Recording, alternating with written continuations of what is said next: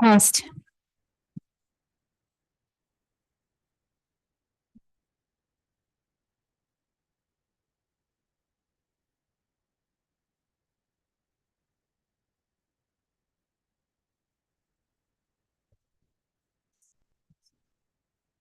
Was okay.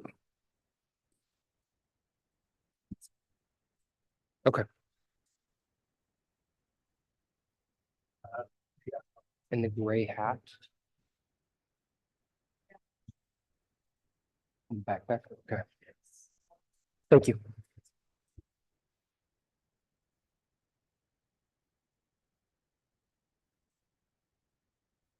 We'll get started in a moment.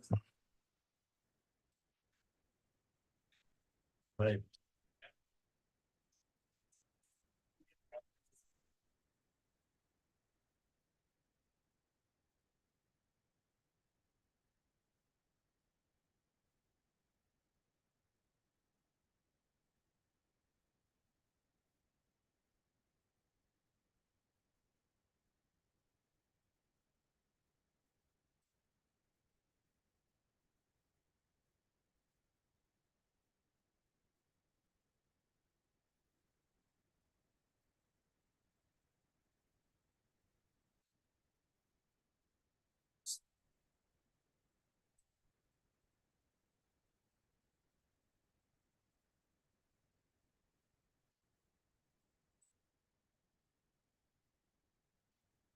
Welcome, everyone. We are returning. This is the Thursday, June 6th meeting of the Clear Lake City Council. Mr. Jones, anything to report from closed session? Yes, there is no reportable action from closed session. Thank you. Madam Clerk, can you give us the roll? Councilmember Slotin, Here. Councilmember Purdock, Here. Councilmember Kramer, Here. Vice Mayor Overton, Here. and Mayor Claffey. Here. All rise for the Pledge of Allegiance. I pledge allegiance to the flag of the United States of America and to the republic for which it stands, one nation, under God, indivisible, with liberty and justice for all. You'd remain standing. Councilmember Slutin, could you lead us? Yeah, moments of silence. My brother-in-law passed away this afternoon. He was the caretaker of my wife's autistic son. Yeah, so it's quite a shock for good old Willie. Thank you. A moment of silence, please.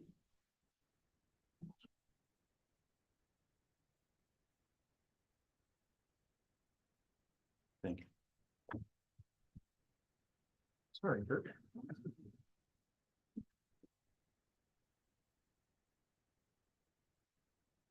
Mr. Floor, any changes to the agenda? No modifications, Mr. Mayor.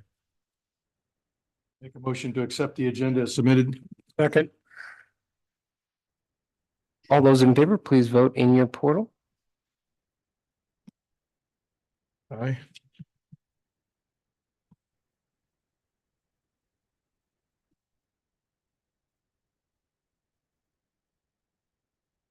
Motion passes with unanimous vote of the council.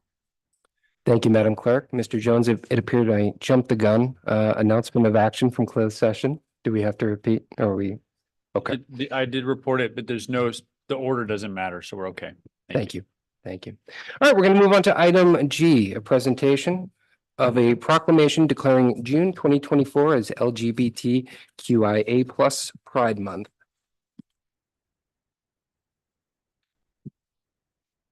Whereas our nation was founded on the principle of equal rights for all people, but the fulfillment of this promise has been long coming for many Americans. Some of the most inspiring moments in our history have arisen from the various civil rights movements that have brought one group after another from the margins to the mainstream of American society.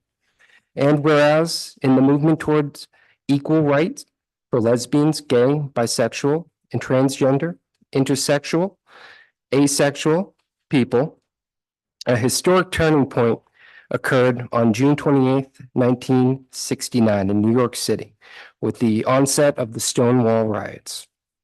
During these riots, LGBTQIA+ citizens rose up and resisted police harassment that arose out of discrimination criminal laws that have been since declared unconstitutional. And in the 4 decades since, civil rights for LGBTQIA plus people have grown substantially. And pride celebrations have taken place around the country every June to commemorate the beginning of the Stonewall riots. Whereas California has been a leader in advancing the civil rights of its LGBTQIA plus citizens, and while further progress is needed, it is important to recognize and celebrate the substantial gains that have been archived. And in the city of Clear Lake, stands with the community in the struggle to ensure equal treatment for all and to advocate for the rights as human rights. Now, therefore, the City Council of the City of Clear Lake does hereby proclaim June 2024 as LGBTQIA plus Pride Month in Clear Lake, and advocates for protections of all individuals to make our community a place where all people, regardless of their sexual orientation, gender identity, or gender expression, are treated with dignity and respect. Signed, the 6th day of June, 2024. And do we have someone who'd like to come on up?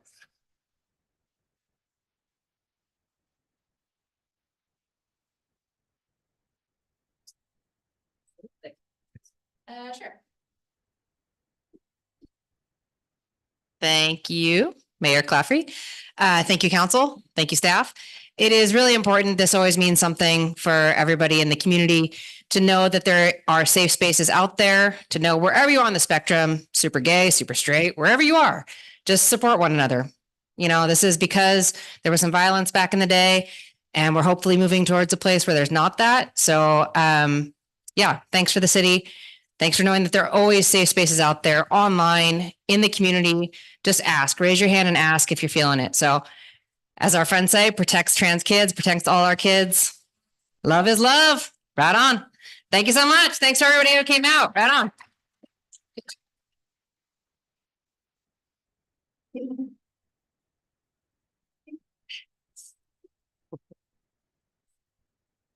You'll excuse us today for leaving. See you in Zach this weekend. All right, we're going to move on to item H, public comment. This is the time for any member of the public to address the city council on any matter that is not on the agenda, that is within the subject matter jurisdiction of the city. The Brown Act, with limited exceptions, does not allow the council or staff to discuss issues brought forth under public comment. I have a couple of public comments here. They may be addressed in the agenda, so I'll call your name if you'd rather speak later in the session. That would be preferable if it's related to the future agenda items, but we'll start with Matthew Mackey. And when you come up, please state your name and city of residence.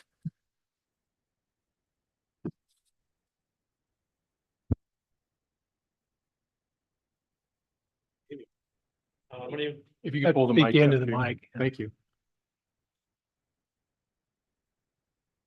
My name is Matthew Mockey. I'm from Redwood Valley. I am the engineer representing EBA Engineering on behalf of Highlands Mutual Water Company. I've been asked to speak about the work that we've been doing over the past year and a half for Highlands Mutual. During the Okay, we do have an agenda item later that talks about water issues. Is this going to be divergent from that greatly?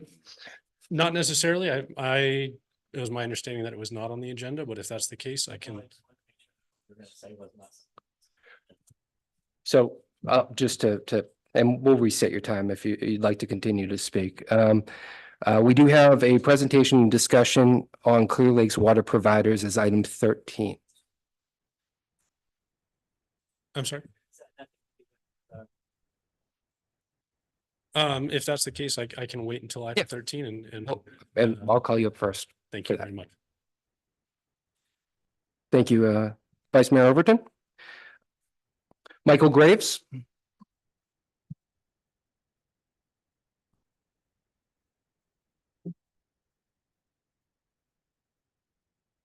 Michael, I'll ask the same question. Will your comments be better fit for item 13? the last part of it goes to that. Okay, then Should I go proceed. ahead and begin? If you My think name- it's, oh, Excuse me. My name is Michael Graves and I live in Clear Lake. In the latter part of 2023, the city of Clear Lake bought two properties located at the old airport for $810,000.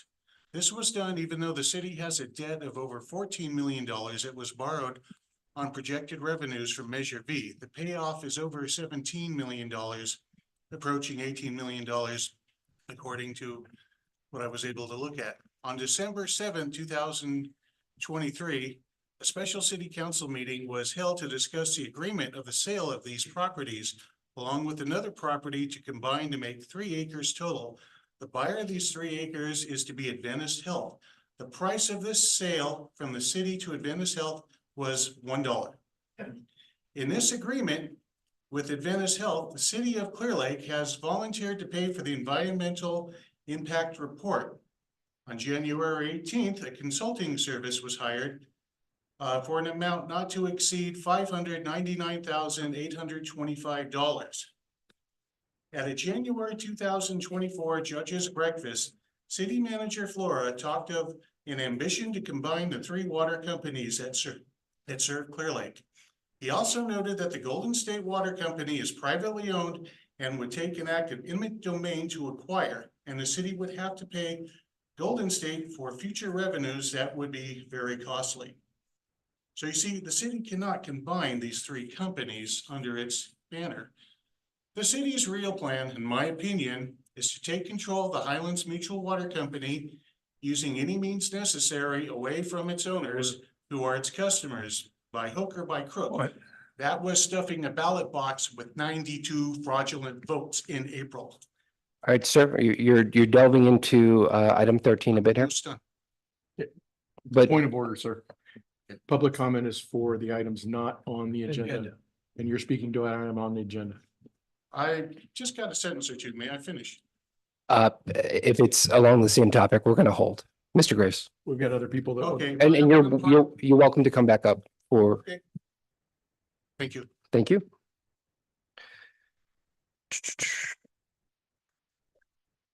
Brian Hughes. I'm sorry, Brian Hughes. Again, same disclaimer, if it's about item 13, would,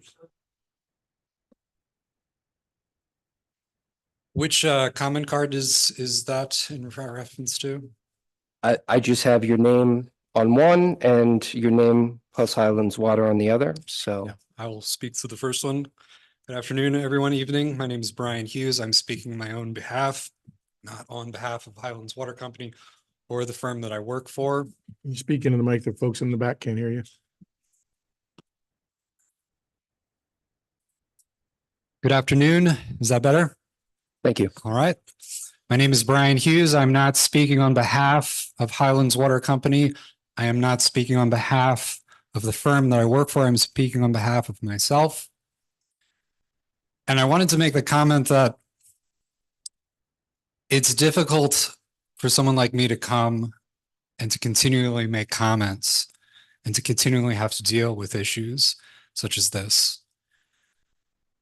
You, the esteemed few that are able to sit behind that counter, are in a lot of power over the few that are here today and the many that are not here tonight. It's difficult for me because I want to have an open discussion. I want to be able to come and actually have a discussion. City council meetings are not for that. City council meetings are for comments and for you to discuss amongst yourself.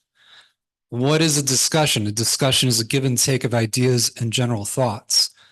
We can't do that here. We can't come and actually have a discussion with you. We can come and make a statement like I am, but then you'll have a discussion and I'm no longer able to make a comment on said discussion. You might be able to open it up again, but then how often are you going to do that? How often you're actually going to listen, respond, and talk about the issues? These city council meetings are not discussions. I come, I hear you, you say, we'd love to have discussions. City manager constantly says, we want to have a meeting. Where are the meetings? The meetings are here at these city council meetings. These are the only opportunities that we have. It's frustrating. It's frustrating for me as a citizen. It's frustrating for me as a client. It's frustrating me as an attorney to not have the ability to serve my client with actual discussions. I would love the opportunity. I challenge you. I dare you to step from behind that podium and ask Highlands Water Company for a meeting for a discussion. Thank you. Thank you.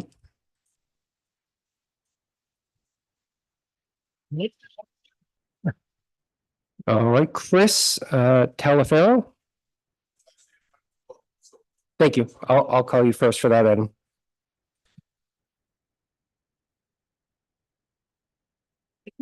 What's that? Item 12 is roads. Different item. All right, so that is all the submitted items. If you have a comment and you'd like to come forward, please state your name and your city of residence. And again, similar disclaimer, if it's on a future agenda item, hold for that. We are still on public comment, and I'll announce each agenda item as we get to it. Is there any further public comment? Yes, come forward, please.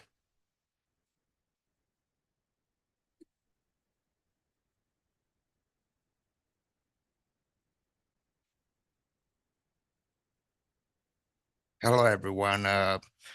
I'm Chris Wiley. I've been a resident and homeowner in Clear Lake for the past 20-something years. And kind of nervous at this, but anyway, I wanted to know or get some information on how I can run for mayor of Clear Lake. You know what I mean? I mean, I'm doing something brave, but it would be also something different for the community. And maybe, I don't know what you guys would think about that, or where can I get the information? I would love to be a mayor of Clear Lake. So your best path is to check out the city website and then contact our city clerk. She can give you all the election information. Okay, city clerk? Who's Yep. the city That's clerk? Melissa Swanson, right over there. Okay, hi, Mayor, how are you? I might be your partner one day if you don't mind. Oh, Mayor, okay, you. It sounds like you're taking my job, so Yeah. you might be your partner. Thank you so much. You're welcome. All right, And her contact information should be on the website for you. thank you. You're welcome.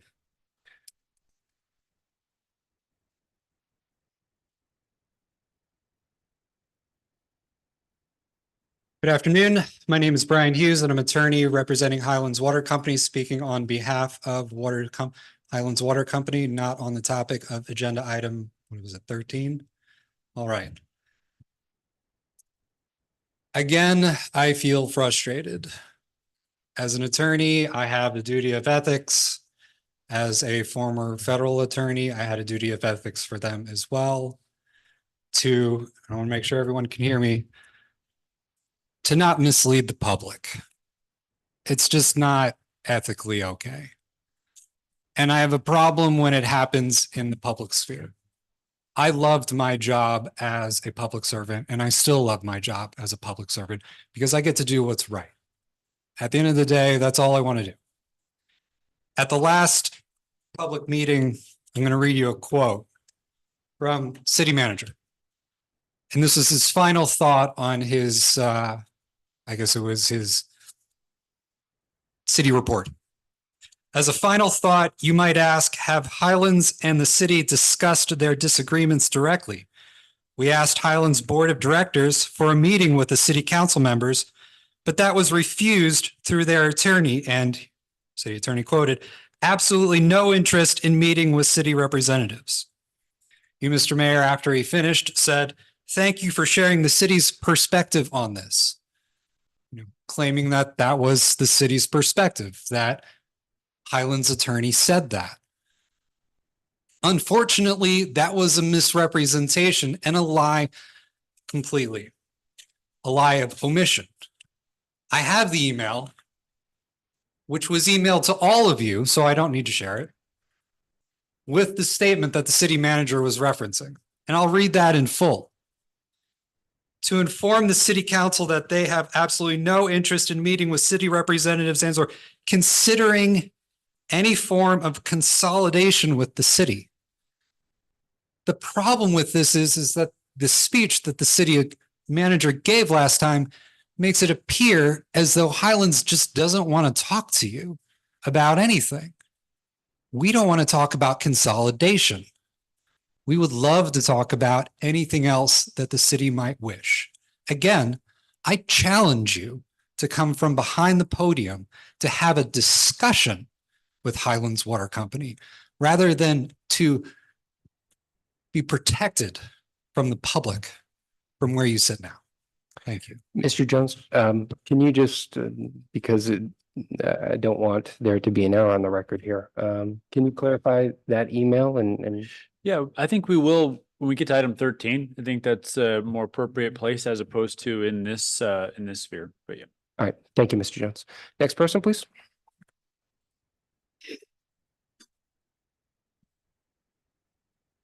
Thank you, ladies and gentlemen. Oh, there we go. Can you just, your name and city of residence, please? Oh, name. My name is Charles Maverick Thompson, and city of residence is Clear Lake Oaks. So introducing myself, I've only lived in the county for about 2.5 years now. I've seen a lot of good things that have been going on here. I'm just dissolved the new Cub Scout pack that we started about 1.5 years ago just because council wasn't working out. But I am currently the finance officer and chaplain for the American Legion, and then I'm also the adjutant for the VFW. So typically when I come to talk, I want to work cohesively. One of the things that I've noticed as far as being a part of any leadership organization is that you want to run as efficiently and optimally as possible. So the only thing that I'd like to add to anything that we go together on cohesively is if it ain't broke, don't fix it. That's all. Yep. Do you have any other comments here in the chamber? Yes, please come forward.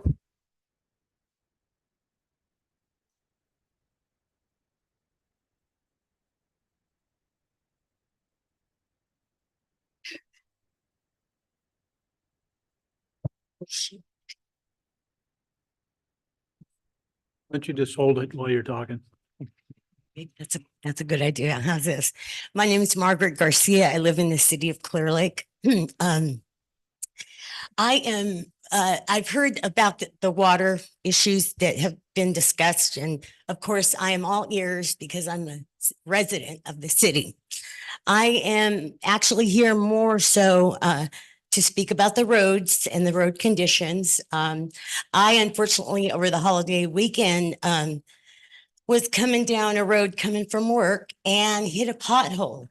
And that pothole flattened my tire like that. So luckily I was able to get home. It was a holiday, couldn't get my tire fixed for, 2 days. The whole holiday inconvenience. But I worked around it. But of course, it reminded me of the horrible condition a lot of these roads are in. And the roads that your tourists that come in here every weekend, your fishermen, all of that, they get the same, hit the same roads, hit the same potholes. So I'd like to know that someone is seriously taking a look at this and trying to see what can be done regarding the road conditions in a lot of specific areas. Ewell Avenue that gets traveled constantly. So that's my main topic, okay? I would also like to comment on some of the comments I've heard so far.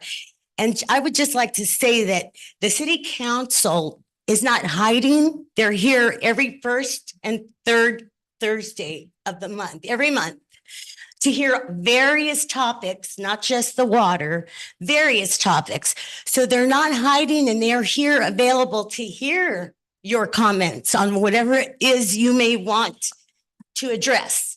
So they're here all the time. And I for one, I am glad they're here. Because there's not a lot of people paying attention. And so maybe it's a good idea. Come more often. And I appreciate the work that all of you do. I know it's difficult, but I you, Ms. appreciate Garcia. you guys. Appreciate it. Thank you. Yes, come on forward. Oh, and my condolences. My condolences. Yeah. Hello. Hi there. My name's Stephanie Hummel. I'm from Clear Lake. And I mean, there's people here, so maybe we could get an answer about the senior center and what's going on with it. And, you know, we had 100 degrees today. Is there any place that we could get some relief if we don't have any power? Because our power did get shut off yesterday or the day before. One more other thing is I want to say thank you for getting the plates put the road fixed across from the senior center, but sometimes when you're driving at night, if there's no lines in the middle of the road, it's hard to do that. So I just wanted to put my 2 cents in there. Thank you. Mr. Flora, can you give us an update on the senior center situation? Sure, Mr. Mayor. So the project's essentially done with the exception of the new walk-in freezer, which is one of the key parts of the project. The unit was ordered in November. It was supposed to be delivered in May, which we thought was extraordinarily long, but it's still not here yet. So at this point, I think we're expecting it to ship by the end of June, and I don't think we have any more clarity other than that at this point. Got you. And the senior center, the organization is operating out of the Masonic Lodge, correct? That's correct. Those services. Thank you. Any other public comment? Yes. This is still public comment, so if it's on the agenda, please refrain. Clifford Yates Senior, citizen, tax-paying citizen of Clear Lake. I have one concern and one thing I would like to discuss with the water company. Number one, at the end of Cresta Avenue, the cross street is Hillcrest. There is a large pile of branches and leaves that is sitting on top of a fire hydrant. And I have emailed the fire marshal, code enforcement, I believe the mayor, and I've had the fire marshal come out and look, and it's still there, and it's June, and it's right behind my house, and a lot of the other neighbors have expressed their concern about it. The pile's been there for 3 years, and I've been trying to get it done for 3 years. And in the bigger picture, with all due respect to the firefighters, they do a good job, but there's a lot of fuel lying around the Highlands area, and it needs to go, or they won't have a city left. Ask some people up in Paradise. And number two, I'm a shareholder in the water company. They do a good job. If the city can't get rid of the brush, it might make them think you can do a better job with the water company. Fuel for thought. Thank you. Thank you. Any other comments here in the chamber? Yes, please.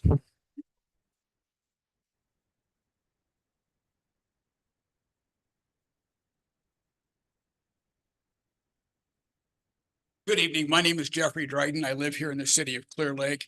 I was fortunate enough to attend the judge's breakfast this morning, and I learned quite a bit. Near the end of the meeting, I raised a question: if the city became involved in private enterprise, I'm not saying anything about what that company is, how would the day-to-day management different, and how would the delivery of water, of a commodity to the residents that depend on it change? That's all I wanted to know. From kind of the answers and the way things happened, it may have appeared that I was being critical of the city and its leadership. I would like to, since I spoke publicly, I would like to apologize to council member or city manager Allen. I don't know your last name, but Laura. Yeah, and to Dirk Slutin, who was there, Councilman Slutin. I support you guys, and if it appeared, it wasn't my intent. If it appeared that I was being critical or taking shots to the city, that wasn't the case. So I just wanted to make that clear. many, many years ago, I swore an oath to defend the country against enemies of the Constitution, both foreign and domestic, and I still live by it. I support you guys. And to the extent I didn't appear that way, I simply want to apologize. Appreciate it. Thank you. Any other comments here in the chamber? Seeing none, Madam Clerk, are there any comments on Zoom?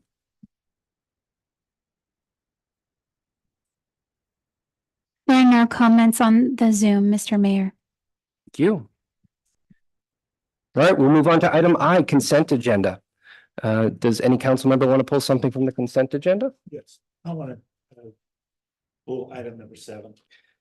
Councilmember Slutin has requested to pull item 7. Do we need a second for that, or we just pull it? All right, we will pull item 7. Anyone from the public would like to pull an item, please come forward.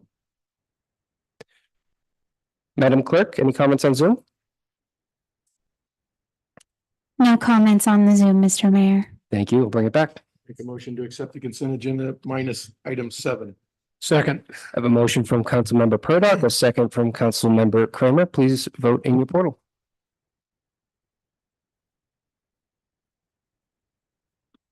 Aye.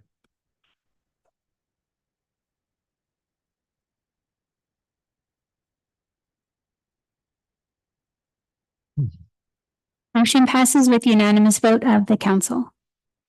Thank you.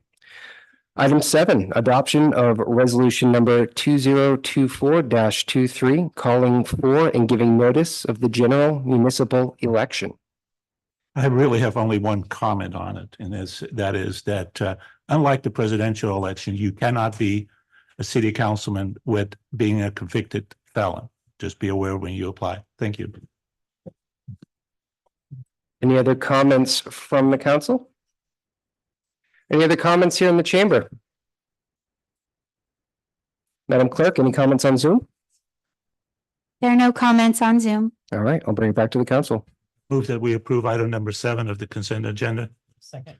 I have a motion from Councilmember Slutin, a second from Vice Mayor Overton. Please vote in your portal. Hey, is there a thing to vote? All those in favor? Aye. All those opposed? Passes unanimously 5-0.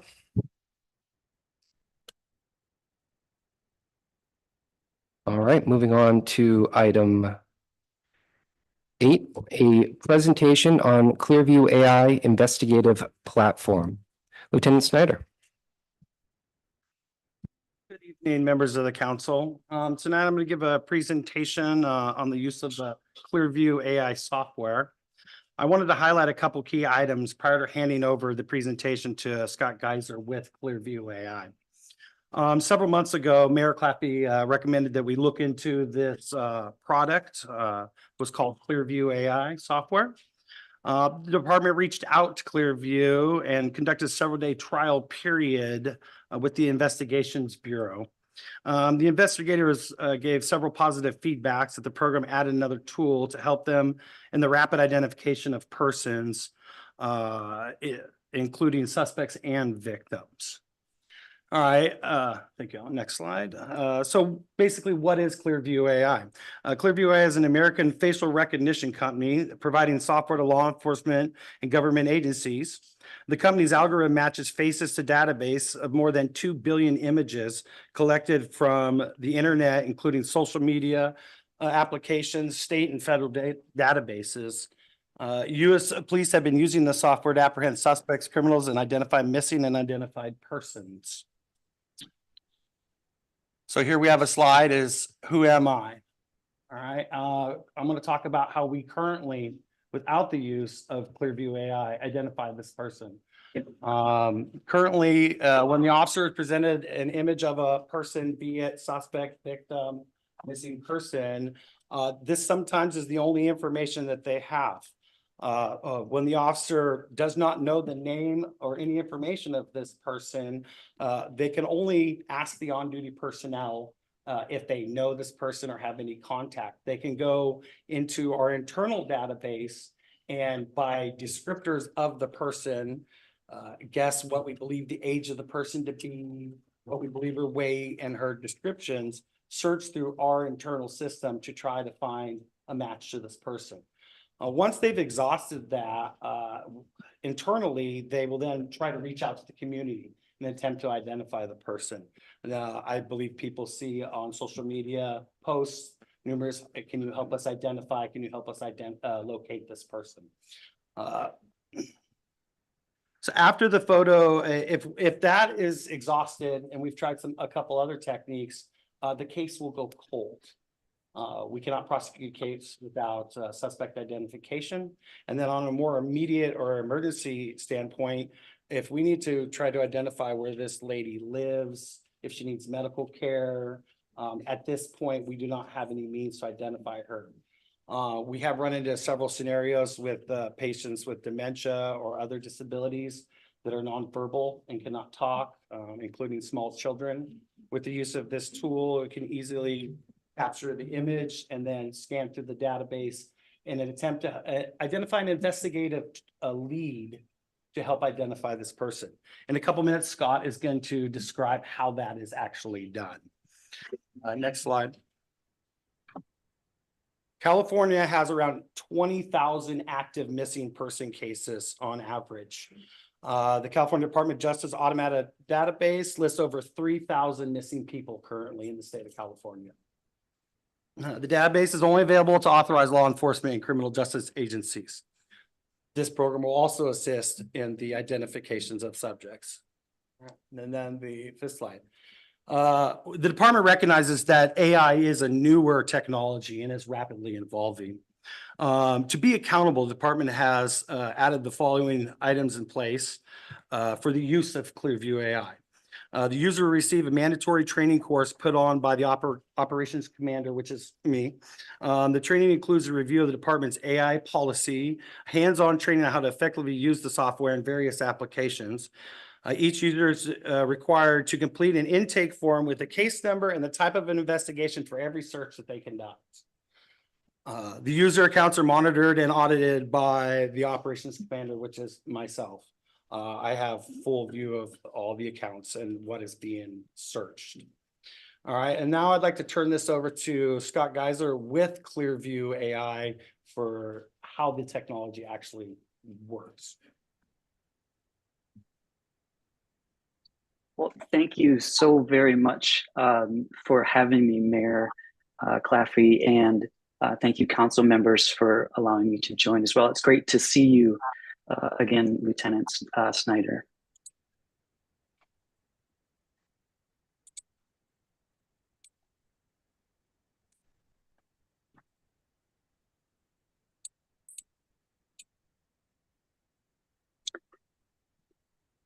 So we at Clearview AI are here to provide investigative leads to your police department. Now, just recently, as of this past month, these investigative leads, we hope, will provide an environment that allows you to make your community safer. It's our vision to drastically reduce crime, fraud, and risk, and to provide support to your police department through lawful identification of persons of interest. As the lieutenant mentioned, the use cases are quite wide, from helping with an individual who has dementia to a theft or burglary, to dangerous or violent crimes as well. We have been involved in victim identification, witness identification, suspect identifications as well. So with that, we're here to try to solve a problem, given that trying to identify someone is sometimes impossible. But at minimum, it takes a significant amount of time and resources using the traditional methods. Those methods are tried and true, and they've been here a long time. But hopefully, we can help with adding some additional speed to the process, as well as casting a much wider net. As the lieutenant mentioned, that traditional way of sending out a bolo has its limits. And here at Clearview, We believe that with our large database of faces, to be clear, that's over 40 billion images that have been gathered from the open internet. All of the content within our database is content that you and I could go find publicly ourselves. The beauty of us at Clearview is we can bring that information back in moments. The other big piece of the puzzle that we offer here at Clearview is the high quality facial recognition. We're most proud of the fact that our wild category, which is a test that has been run by the National Institute of Standards and Technology, is something that we excel at. And that is why we hear so many success stories when our tool is in the hands of folks like within your police department. We're over 99% accurate across all demographics. And that goes back to the fact that our data set that we have is extremely large and extremely diverse. And that allows our AI to bring back better results in terms of investigative leads when an image of a face is probed across our database. As you can see here, according to sources we have, that traditional methods of identification could take upwards of 8 hours. With the tool of ours in your hands, that can be scaled down all the way to just around an hour. This next slide is truthfully like our very big differentiator. And you can see the size of that big circle there. We have over 40 billion images, and that's billion with a B. When you look at some of the other government databases that are out there being used by law enforcement, those all number in the millions. So our global database can be very impactful as for those individuals who are not in the system, so to speak, those individuals who are potentially younger in age or potentially not from the United States domestically. So we have over 30 times more facial data than any other government or non-government entity today. Again, that number one algorithm is 99% accurate at picking a single photo out of a lineup of 12 million persons. That's based on the testing that we submit to with the NIST.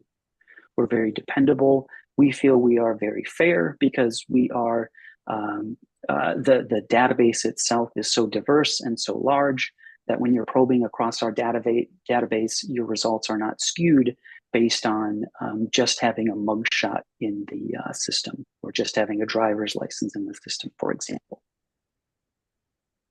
So how does it actually work? We're able to, first and foremost, complete an investigative search by filling out an intake form. This will be the CJIS code, this will be the case number, and the type of investigation for this image being probed. Once that intake form is completed, you will then upload your probe image. That could be a still image, or that could be a video roll, maybe captured on a Ring doorbell or some sort of security camera or something of that nature. And then at that point, you are able to probe that face across our database and glean through results very quickly with a solid internet connection. Usually within a matter of seconds, you'll be sifting through results. These results are essentially those public images, those public pieces of content that we have in our database. Those are primarily information from social media platforms, news sites. There are public booking or mugshot type photos in our database as well. Anything that we have been able to bring in our database that is open source in nature, that is not password protected, not username protected, not firewall protected, etc. Those images will be the full image of that content, and it will also include the URL for where that image was found. The detective or investigator will then click off to that link and proceed with a deep dive for more intelligence on that person of interest. As you can see here in the second image there, you'll view a bunch of thumbnails of the faces. Our system will rank those in terms of the quality of the results first to last. And as well, when you click into those thumbnails, you'll see the full image, and all of the other faces within those images are dynamic as well. So this proves to be very valuable in terms of putting someone at a certain place, in a certain time, in a certain space. In some instances, it's also very helpful in unraveling a network. So you're able to build out a large profile on who you're looking into.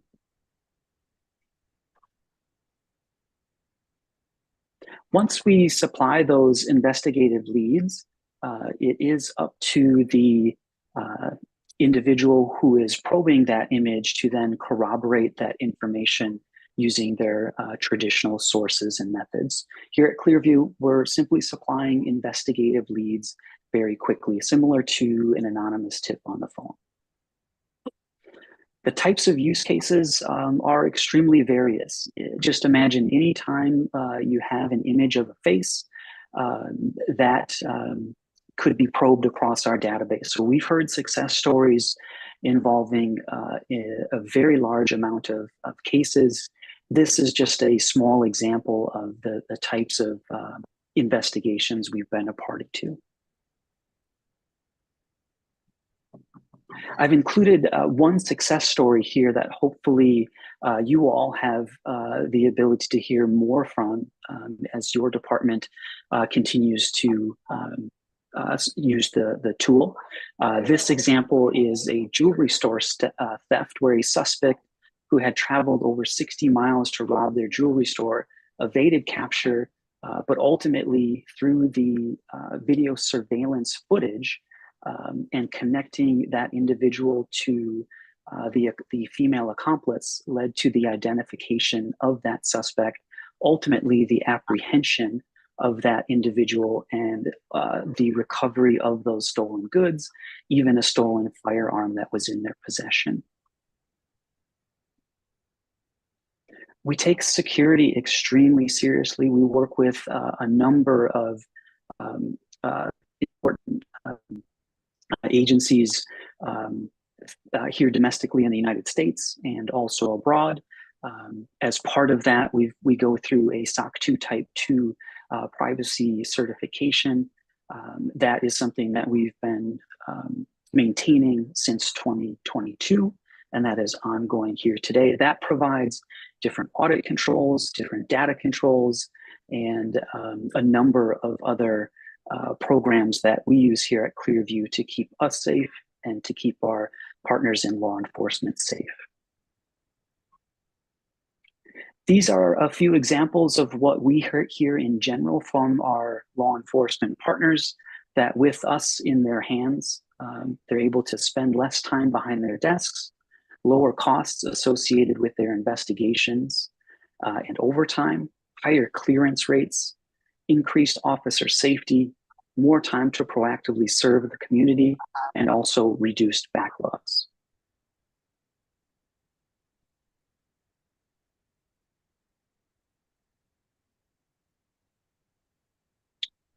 I'll stay on for questions. Thank you. Any other comments, Lieutenant Snyder? I just wanted to add, you did show one of the slides that you showed up there. We didn't hit on it, it was numbers. I just wanted to point out one of the slides that actually really touched me when I demoed this product here. I don't know if Scott can really quickly go over it. This suspect in the background had I believe a subject held hostage at his house. And during that, he didn't have a social media, and as the program searched, these two ladies in the front was actually their photo.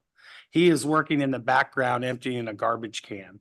Through this, they were able to locate the victim in this case and take this individual into custody. So that really, got my attention when he reviewed that. A lot of people focus on the crime side, but also I want to point out that this can be very helpful for victims. That's pretty much it. Thank you. Vice Mayor Overton. So I do have a question on how we handle, I noticed that we have, we tend to have quite a few missing juveniles. How will this system help us with that? How do we handle the juvenile pictures and stuff like that? I mean, how is that? Is it just strictly social media that they pull off of, or? Yeah, I'd be happy to answer that. So this has two applications, either via desktop or through a mobile app. The officer can collect a photo of the subject. It's then going to search through the database to help identify the person. So if the person's name is unknown, it will first help identify who they are. And then through associates and whatnot, you can also identify family members and other trends that might link you to a school or some type of information, work. And once again, it's an investigative lead. It's not. Right. So it goes through like Facebook stuff. And is that what I'm kind of getting, like it goes through like social medias, all the Facebooks, all those things that people post their pictures on, they have the right to search through, correct? Yeah, so as Scott added, it basically searches the internet for any public information. Yeah. It would be like when you go onto Google and you search for a new car. This is kind of similar where we're asking a program to search for a face. That program is then going to bring back the information to say, this is what we found on the multiple platforms. So it doesn't only cover social media, it covers county bookings, it covers federal. I don't know if Scott wanted to jump in and add, there's multitudes of sources that it draws from, but it basically is all public information on the internet. Okay. All right. Thank you. Any other questions? The questions, I have a few questions. Lieutenant Snyder. So you said case number and type of investigation needs to be inputted. How often will those records be audited? I don't have a set time, but I audit them. I've been doing it every couple of weeks. I currently only have 5 users using it. There's no set time frame as far as deletion. Because if, say, it's a missing person that's still outstanding, the program will search for the missing person until you tell it to stop searching. Okay, so if it's once the case has been closed, then it would be archived and removed. But it would depend on what type of investigation you're conducting. So I guess my question is more on unauthorized access, right? With the ALPR, I believe we're auditing that every month. Is that correct? Our policy doesn't require, but we're doing it more than that. So. Okay. All right. And does that sound like a similar? There's no limit on this, California law does not have a timeline on requirements for audits on it. We don't have a set time. Realistically on this, based on the amount of users and the data, we would do it at least quarterly. But likely with the amount of users we have, it can be done more often than that because it's not going to take a huge amount of time to provide users. Understood. So other than the case number, the type of investigation, and presumably a photo, are we sharing any other data with Clearview AI? The only thing we share with Clearview is the image. Okay. And if I could jump in to make a distinction there. Go ahead, Scott. The image that is probed across our database, that is private to the officer or detective or the user who is probing that image, aside from, for example, Lieutenant Snyder, who is an admin and he can see everything. Those images that your department is probing across our database never become a part of our Clearview AI database. Excellent. Thank you for that clarification. Of course, you're welcome. And then one final question for you, Lieutenant Snyder. It sounds like right now this is a manual process. We're not pulling images passively from our ALPR or from our surveillance cameras and automatically feeding them through this system, correct? No, absolutely not. Excellent. Mr. Geisler, two questions for you. I know this technology is advancing rapidly. There was at least some news that facial recognition was less effective for some folks with different ethnic backgrounds. But your confidence rate seems really high. What's changed in the last few years? Well, I think there was probably a bit of misinformation surrounding some of those early facial recognition technology algorithms. We believe that there was bias involved. Here at Clearview, we have an advantage because our data set is so large, and that makes it diverse. And our AI then is trained on a much broader set of images. And the end result of that, when we go under the ringer via NIST testing, across all demographics, we come back with a very high accuracy rate, typically around 99% or higher. Other modern facial recognition technology algorithms are not very far away from us as well. So there have been quite a few advancements in the quality of the algorithm. I believe part of that is just time. Part of that is improved technology. But as I mentioned here at Clearview, we've got a bit of an advantage based on the data set that we have. Our training can be more comprehensive, and ultimately that helps in terms of those other demographics. Another point of distinction that's I believe important here is we are simply supplying investigative leads. Our training will always stress that a human must be kept in the loop, and any good for facial recognition technology policy will have a step in there to allow for peer-to-peer review, where two investigators, two colleagues can take a pause and validate that they believe the image or the lead that we've presented is viable. And one last question. This is obviously a powerful tool. How do you safeguard against unauthorized access on your platform? So part of our SOC 2 certification is data controls internally with our employees here at Clearview. Our access control to the tool itself is performed by a variety of embedded controls here within. Every user who gets access into our system is required to be a part of a training as well. No account gets activated without those trainings occurring. We partner with some global agencies that are under threat, and we take security threats extremely seriously. We have a bug bounty program, and we have a number of other protocols in place to maintain security, as well as there are agencies here within the US that expect the same. So we are doing everything possible to stay in front of any sort of access control issues. Thank you. But Councilmember Slutin. Where are you located? So I myself am speaking to you from Phoenix, Arizona. Our corporate office is in Manhattan, but the employees at Clearview are all fortunate enough to work remote. So we are everywhere and at once. All right. Thank you. Thank you. Thank you, Snyder. We'll open it up to the public now. If you have a comment or a question, please come forward and state your name and ask your question.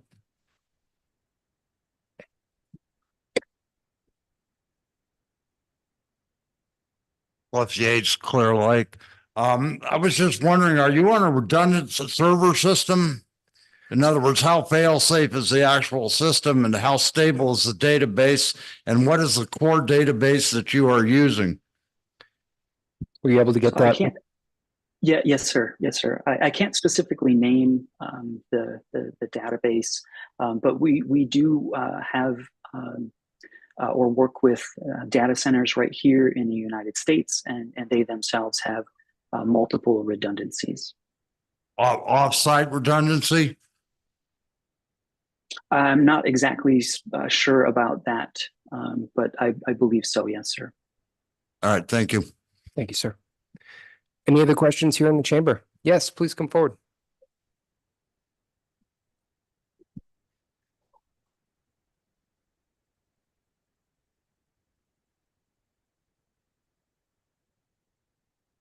Again, it's Margaret Garcia, City of Clear Lake. I live. Again, Mr. Mayor, I appreciate your inquisitive and thoughtful questions about things like this. And I know that your job is not an easy one. Again, I appreciate you. My question on this is, I have for instance, I had a situation a couple of weeks ago that someone was visiting my home. And their truck was outside parked. He's a carpenter, so he had some tools in the back of his vehicle. Daylight time, and his things got stolen. A good few of his things got taken right out of the bed of his truck. He was going to call. He didn't. He ended up not calling it in. But I'm curious as to this program, and would there be any way that could have assisted us with this particular circumstance? And there were particular tools, particular color. I don't know if we have no idea who it was, but I'm wondering if there's any. Ms. Garcia, it sounds like step one, you should file a report. Right. Step two, you'd need an image of the individual. Okay, so in other words, they couldn't look at intersections or look for people carrying a a bunch of tools, red tool cases, Milwaukee, things like that. Could that have been done? Lieutenant Snyder, do you want to? So it scans for facial images, okay? It doesn't scan for anything other than facial recognition. So if a video or photo is presented to the department in an investigation, it could be applied to this program. I will add that this program is just another tool. It is not perfect. Depending on the image quality and the angle of the image, sometimes the image is too low of quality and it cannot find the subject. So I just want to point out that it is not 100%, but with a clear image, yes, it can then be run through the Clearview AI program. All right, I appreciate that. And you're absolutely right. Mr. Mayor, if I could just briefly, so if you had a security camera on your house that identified the subject, you could file a police report, share that video with the police, and they can run it through the database and try to identify. That's another great idea. Thank you so much.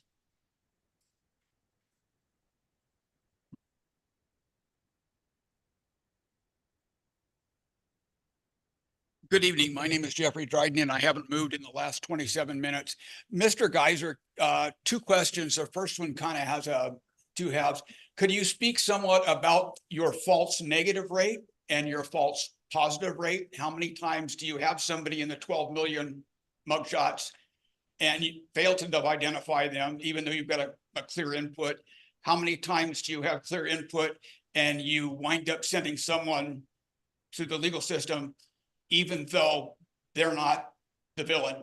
Mr. Geiser, Lieutenant Snyder, just can you clarify that it's a investigative lead tool first? And then we'll get to the stats. Yes, it's an investigative tool. It is not something that an arrest can be made. It basically sends the officer to where that image was found on what source. So it's going to have a link to a Facebook page, a booking photo. It's then on the officer to go out and actually conduct an investigation.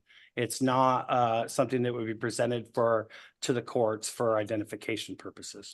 Thank you. That also covered my second question. I appreciate your help, both of you, Mr. Geiser. Thank you. Thank you. Any other questions here in the chamber? Seeing none, Madam Clerk, any questions on Zoom? There are no questions on the Zoom, Mr. Mayor. Thank you. I'll bring it back to council. Yeah, so there's no action needed. We just we're pretty excited about the potential for helping our investigations and, benefit to the community. There's, a lot of things that happen that leads are difficult, and we just wanted to share with both the council and the community about this new tool. Thank you, City Manager. Councilmember Purdock. I'd just like to thank the police department and your progressive actions to bring this to us. I also received some information. I understand we've used some of the other cameras that we already have installed around town. Found somebody had a piece of equipment, I believe, in a trailer that were picked up, and you guys quickly apprehended the bad guy and recovered the property. Just wanted to thank you for that and appreciate your good work. Thank you. We appreciate all that you do for us. And yes, we are constantly looking, like I said, as these new technologies evolve at the various products that are out there. Mr. Geiser, thank you so much. Lieutenant Snyder, thank you. Chief, thank you. And we'll move on to item 9, award of contract for the Wayfaring and Digital Marquee Signage Project. Ms. Leba. Thank you. Good evening. Tonight, the City Council is being asked to approve a contract with Square Signs LLC for $306,000, $560. A little background on this, that the city was awarded funding through the Clean California Local Grant Program. There are various projects associated within the grant funding, with wayfinding signs and digital marquee signage being 2 of those. Staff solicited bids for the fabrication and installation of digital signs and wayfinding sign placement in various areas of the city. The digital marquee signage includes 3 5x8 electronic message signs to be located at City Hall, the Senior Community Center, and the Youth Center. The wayfinding signs include 16 signs around the city installed in the city right-of-way to direct residents and visitors to key points of interest. On the digital marquee signage project, we received 2 bids, with the low bidder being Square Signs LLC for $219,920. And on the wayfinding is the Square Signs LLC as well for $86,640 for a total of $306,560. Tonight, we ask that the project be awarded to Square Signs LLC. Move to approve the contract and authorize the city manager to approve up to 10% in contract changes. Thank you, Director. Any questions from the council? Seeing none. Any questions here in the chamber? Madam Clerk, any comments on Zoom? There are no comments on the Zoom, Mr. Mayor. I'll bring it back to council. Mr. Mayor, if I could just add on really briefly, we got this grant quite some time ago. This is through Caltrans. It's been very difficult getting some of these approved. This is kind of the first wave of it. There are some other signs, including the large gateway monument signs along Highway 53 that are working through the process and should be coming back to the council for approval soon. I do have one question. The gateway signs, just to clarify, are electronic as well, or no, they're not? Okay, the marquee signs are. All right. Any other questions or comment from the council? Seeing none? I move that we approve the award of the contract of wayfinding and digital marketing marquee signage program for the amount of $306,560. Second that. I have a motion from Councilmember Slutin, a second from Councilmember Kramer. Please vote in your portal. Aye. Motion passes with unanimous vote of the council. Thank you, Madam Clerk. Item 10, award of contract for the South Ballpark, that's my Boston accent, South Ballpark Road Rehabilitation Project. Director Leba. Mr. Mayor, before you jump in, Director Leba is so there's 3 contracts here for approval. She's gonna give a short presentation on some of the road projects that have been done the last few years, and an overview of how we got to this point for these projects. So bear with her through the presentation, and then we can get back to the specific projects. Thank you. Hi. So tonight, I'd like to give a presentation on road rehabilitation projects. just to give an overview on what we've done, what we're doing this year, and upcoming projects in the future. Just for a little clarification. Next slide. Oh, I can't see that. So road projects completed since 2017, we have spent $19 million, $19,707,911. In total, with the list of the projects there on the screen, Moss Davis Microsurface, Meadowbrook Drive, Highlands Harbor, Pine Street, Country Club, Phillips and 18th Avenue, 2020 Chip Seal, Pearl and Emery Avenue, 2021 Chip Seal, 2nd and Modoc, Lakeshore Sulphur Fire Project, Alveda, Howard, Mullen, Acacia, and Gulf, the 2022 Chip Seal, 2023 Chip Seal, Dam Road Extension, and Dam Road South Center Drive. Those are all of the projects that have been completed from 2017 to 2023. Next slide. Here, this map right here is color coded. It's a little small, but in total, there has been 37.38 total miles of roadway projects completed in the various areas of the city. Next slide. So we have 28% in total of the public roadway system that has been rehabilitated since then. The city decided to move forward with debt financing, which was issued in June of 2022. This made it possible to put multiple paving projects out to bid at the same time, providing cost savings as a whole.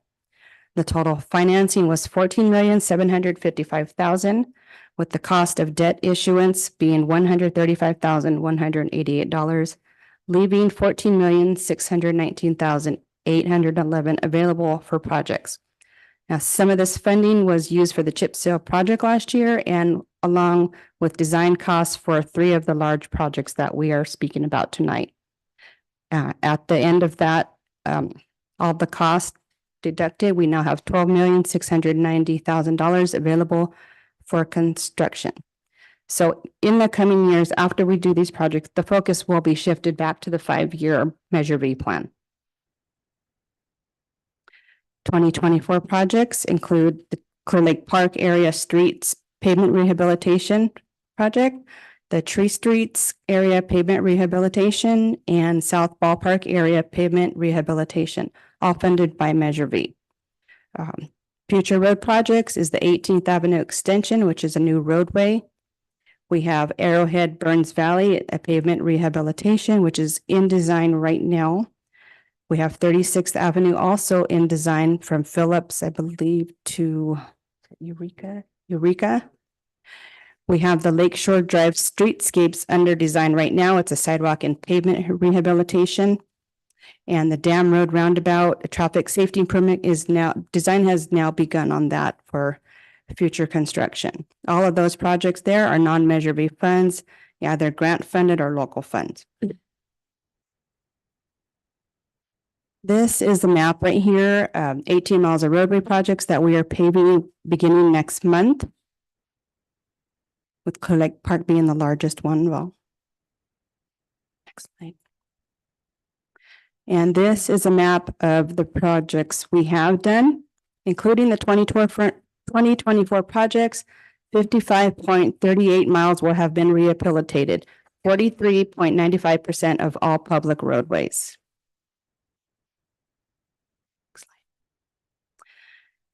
Wanted to bring to attention, I know there's a little bit of misunderstanding on public and private roads. We'll go through ownership, accessibility, and maintenance. Public roads are owned and maintained by the city and are funded through taxes intended for public use. These roads are open to the public and provide access to homes, businesses, and other public spaces, and are typically maintained to a certain standard by the relevant governmental authority.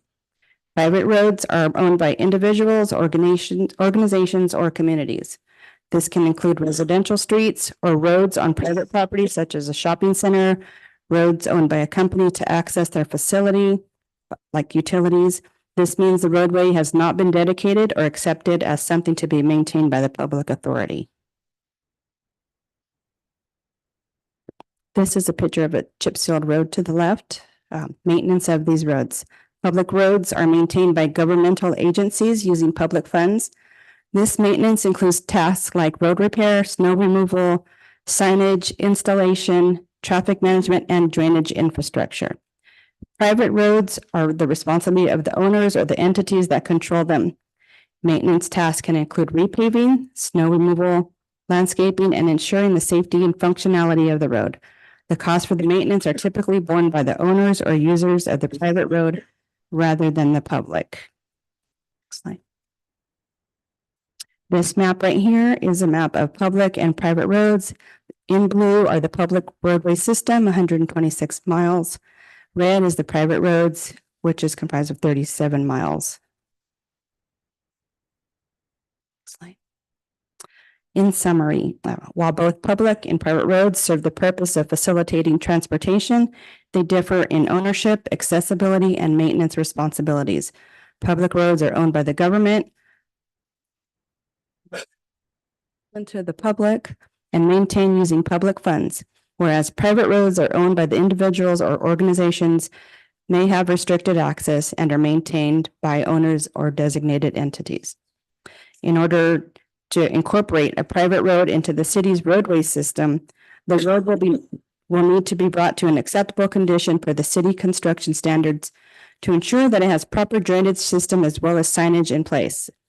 It will also be necessary to petition the city council to accept this roadway via review, public hearings, and final approval.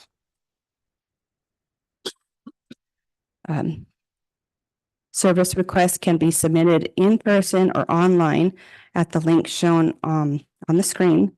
So I know it's a little bit difficult to understand whether your road is public or private. That's why we showed the map tonight, and it's kind of hard to tell if your road's been paved or not. Unless you're seeing it in front of your home, it's kind of hard to see where things are getting done. But so this overview tonight is to show you what we have done, what we're doing, and what we're going to be doing in the future. Are any questions? Thank you so much, Director. One moment, we'll get to you. So 53 miles, 55 miles of road. What's the timeline? When did you really kick this off? Just so I'm clear. Pick off the projects? Sure. Like what's 20 the time scale 2017. here? 2017, Yeah, that's when 2017, Measure V Measure when V. it started coming, About 2018, when it actually started. 2017. Yeah, not all of it was funded by Measure V. Some of it was local funds along the way. Therefore it started in 2017. Then when Measure V kicked in, we really started doing different things. Thank you. Councilmember Kramer. Yeah, just to clarify, going back prior to 2017, when our citizens approved Measure V, what was our annual road maintenance budget? Just in round It's numbers, approximately $100,000 a year. about 100,000. And after the passing of Measure V, about along with our, I know we also qualify for self-help grants. So with all that together, then approximately how much was our annual budget for road maintenance? Well, there's lots of ways to break that down, but Measure V revenues over 2.5 million, gas tax and SB1 revenues, another million. So that's kind of the ongoing revenue that comes in each year. But let's just go with the Measure V, so 2.5 million versus $100,000 prior to 2017. Sure looks to me like we're doing a heck of a lot better job of maintaining roads. Prior to that, I think, what was our pavement index? 37, Down in the low 30s. 37. Now it's at 50, right around 50. Comparing our roads to the county roads on that PMI, where are we? What position are we? We're at the top. We're at the top. That's something, isn't it? But we do maintain our roads. We still have potholes out there. Everybody does. We're not saying that we don't.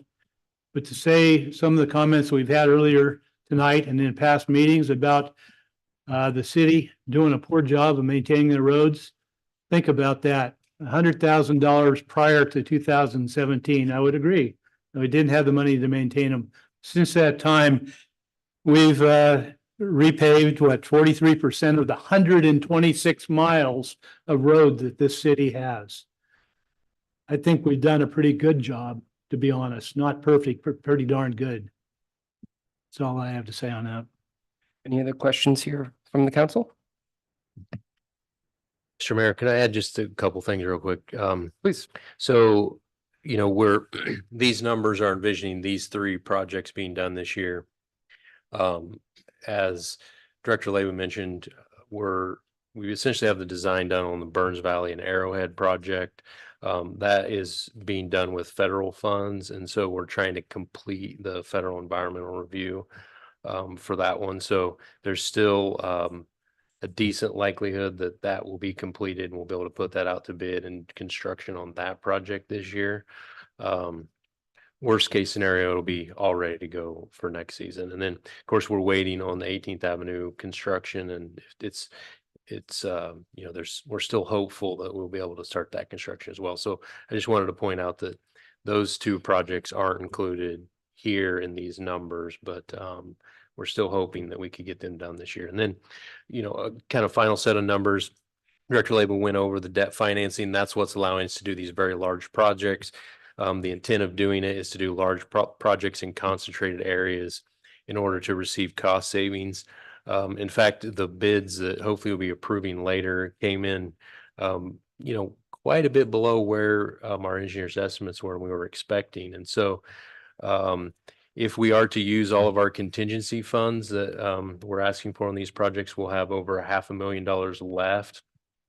And if we were not to use any of our contingency funds, we'd have a little over $1.6 million left for additional projects. And so, we aren't going to know till those are close to completion, but there is a time limit on spending this debt financing as well. So we'll be looking to pivot as quickly as we can to spend every one of those dollars, hopefully this year. So Director Leyba, so I'm clear. It looks like most of Clear Lake Park is covered there. I see big chunks over in the avenues. By doing larger projects, it allows you to operate more efficiently. Yes. Yes. All right. I wanted to add one more thing that is not probably understood by a lot of people. The cost to build a road is it's probably over $1 million a mile right now. And that doesn't include the design, environmental, any archaeological stuff, any trouble monitoring that we have to do out there as well. So that cost only increases the total cost of the project. Is that industry standard? Is there any, being in Lake County, being in a rural area, does that affect the price per mile at all? Affect the asphalt trucking. Well, the larger projects we found, we get better unit prices on things like asphalt, and we also get larger contractors often interested in doing projects that can sharpen their pencils a little bit more. So thank you. All right, we'll open up for public comment now. If you have any questions or comments, please come forward.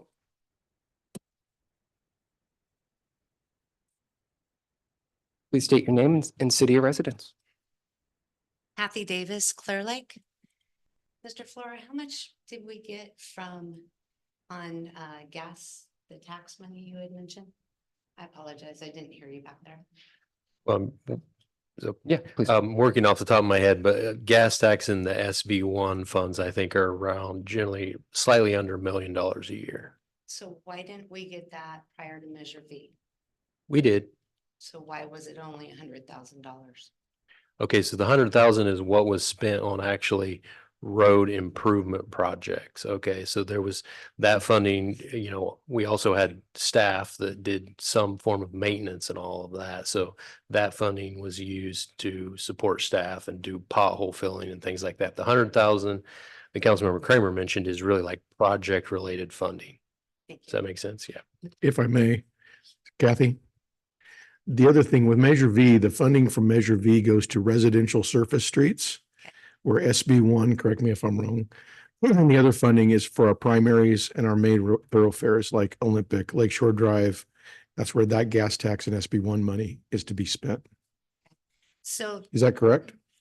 I mean, I would clarify, there's no restrictions on gas tax or SB1 being used only on arterials or collectors. Any type of street work is allowed. And technically under Measure V, it can be used on any street as well, based on what the voters approve. Now, it's been the Measure V committee and the council's direction that those funds not be spent on those projects. And I think it is definitely correct to say that most of the grant funding that we can bring in is more focused on those type of projects. So the council wants us to use Measure V on residential streets, and then we're able, as you can see, I mean, we've doubled the Measure V spending with grant projects, and we focus those on things like Lakeshore Drive and 18th Avenue.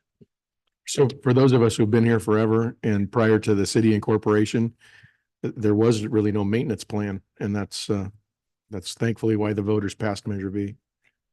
So one other question then, as far as the mandatory garbage service that we have in all the garbage trucks, and don't get me wrong, I'm not against that, but the garbage trucks cause a lot of damage to our roads. Does any of the money from the franchise fees go towards our maintenance of our roads?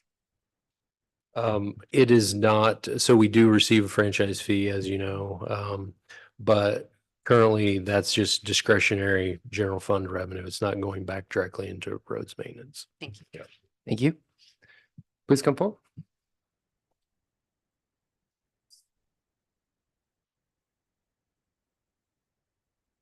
So, Chris Talafero, City of Clear Lake resident.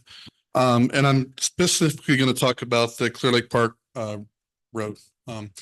So we got the information that it's going to be starting from Arcacia and going towards the streets. And, there's 2 houses due east of that, measured out 420 feet, that have been owners of the property since the 80s. One of them's been there since the 60s. And we've always maintained that road without any of the city help. We've always cleaned up in a lot of that area that's come through there. And right to the end of that, right past those houses are barricades where East Lake doesn't go any further. I mean, it does, but it stopped. You guys opened it for a little while, had a lot of issues with dumping, which we've always had over there. So this project for the Clear Lake Park, we're just asking that those 2 pieces of property be included in that, part of the project, since you're already going that direction. There's no other houses to the east besides the other 2 that are only 400 and, like I said, 425 feet away. So just appreciate just taking that in consideration. Okay. Are you aware, have you shared the address with Director Yes. Leyba? You have. All right. Thank you. Yeah. Any other comments here? Yes, please come forward.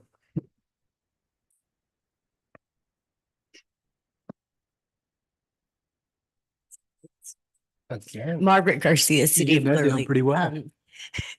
As far as the numbers and trying to, you guys have been doing diligent work on the roads, granted. And as far as asking Public Works Director Leyba, she's barely been here, she's new on the scene as far as, 2-3 years, I think. So I think you're putting her on the spot in a lot of your questions and your the way you're directing it. She's doing a great job. I know that, and a lot better, in my opinion, than her predecessor. But there's still, like, a lot of the road work that you're talking about, 18th Avenue, where the ballpark's going in, which is it's off my head right now, but those are roads that are being done around big projects that are being done. In my opinion, they're kind of being included. I don't know, but the area around our Austin Park, which is a beautiful park, the roads are deteriorating. I don't know why they were not addressed when the road work was being done. Alveda got done. Ewell Avenue gets traveled like 500 times a day. The school buses are at the end of Ewell Avenue. They'd wreak havoc on the roads, and they line up right there. I am now, instead of going Ewell Avenue, I'm going in front of the school on a lot of my trips to the store. So that can cause problems with more traffic right in front of the school with the school kids and that type of thing, because I'm tired of having my car just bump along the roadway. So I know you guys are doing a good job trying to get this stuff done, but I think a lot of what you've got up there and the little maps, they're not really helpful. I can't even tell what roads you're talking about. You need a bigger map. And I'd like to maybe get some copies or copy of what you had up there, because I couldn't see what areas you're talking about. Again, Austin Park, the roads around it are horrible. You got tourists coming in, they see the beautiful park and then, you know, they hobble along the roads when they come and they go. So I'm just again, reiterating my my call for some attention to roads around here. All of those other roads, work that's being done, I think are great, but more needs to be concentrated around the OG neighborhood here, right around here. Thank you. Thank you. A couple of questions came out in that. City Manager Flora, where would folks be able to access this map? Well, I think we're gonna do some sharing out of some of this information. We'll have some, you know, larger maps, I think, displayed here in City Hall. We'll be putting some stuff on the website, but if you'd like to come down to City Hall, we'd be happy to print out some of them. Yeah. And just to clarify, Director Labor has been here for 17 years. And we ask her odd questions to throw her off. This strategy is all largely by her, and we appreciate all your work, Director. She's not been in this position now. That's true. True. I haven't been in this position that long either, if you're going to use that time scale. Any other questions here in the chamber? All right, seeing none.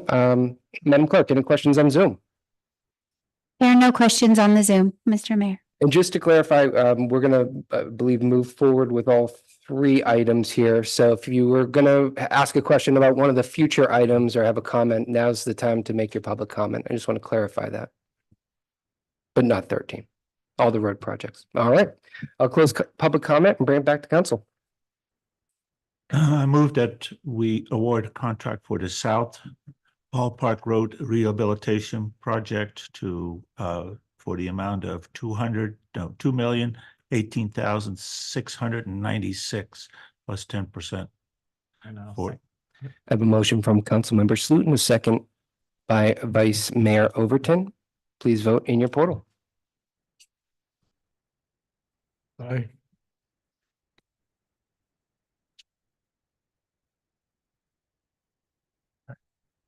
Motion passes with unanimous vote of the council. Thank you. Item 11, award of contract for the Tree Streets Road Rehabilitation Projects. Any questions from council? Any The clarification, the Tree Streets run between Austin and Olympic. That's the area we're talking about. We'll have Director Labus share the contract amount. It wasn't on the in the action because the bid opening was Tuesday. One of the contractors requested an extension, and so we didn't open them at the same time. So if she could share that with you, you'll be ready for the motion. Okay. Oops. Tonight, the city council is being asked to approve a contract with All American Construction. The city advertised a notice inviting bids for the Tree Streets Road Rehabilitation Project on April 25th. This project was advertised on OpenGov website and sent to various builders exchange plan rooms throughout the state. The city opened bids on June 4th from the following contractors: All American Construction for $3,228,400.20. Granite Construction, $3,702,070.40. Argonaut Constructors, $3,998,787.50. Gelati Brothers, $4,362,773.60. Gelati Construction Company, $4,510,462.36. All American was the lowest responsible bidder. The total cost of the project, including 10% contingency, is $3,551,240, of which $151,200 will be reimbursed from utility companies. We ask that you move to approve the contract with All American Construction in the amount of $3,228,400.20. Thank you, Director. Any comments or questions from the council? Any questions from the chamber? Madam Clerk, any comments on Zoom? There are no comments on the Zoom, Mr. Mayor. All right, I'll bring it back to council. I move that we award a contract for the street road rehabilitation project in the amount of $3,228,400.20. Second. I have a motion from Councilmember Slutin, a second from Councilmember Purdock. Please vote in your portal.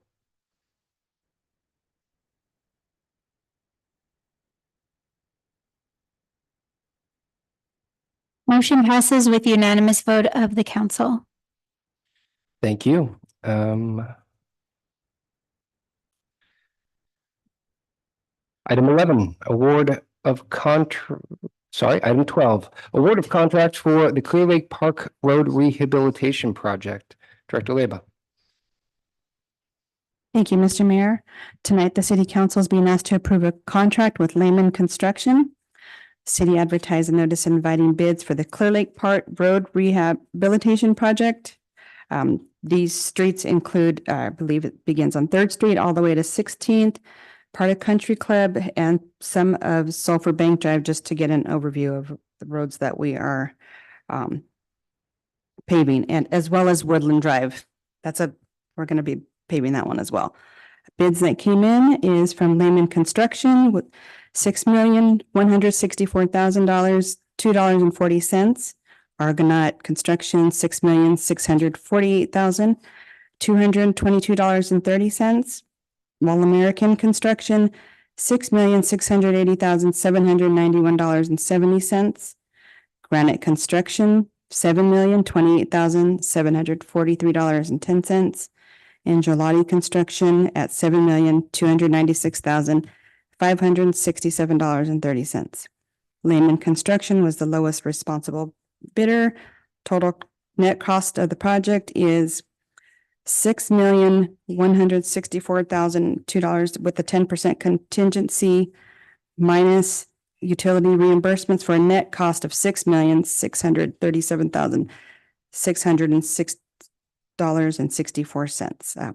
We ask that you move to approve the contract with Lehman Construction in the amount of $6,164,002.40. I just want to note that that number is slightly different than shown on the net cost because it adds the contingency to the project. Thank you, Director. Any questions from the council?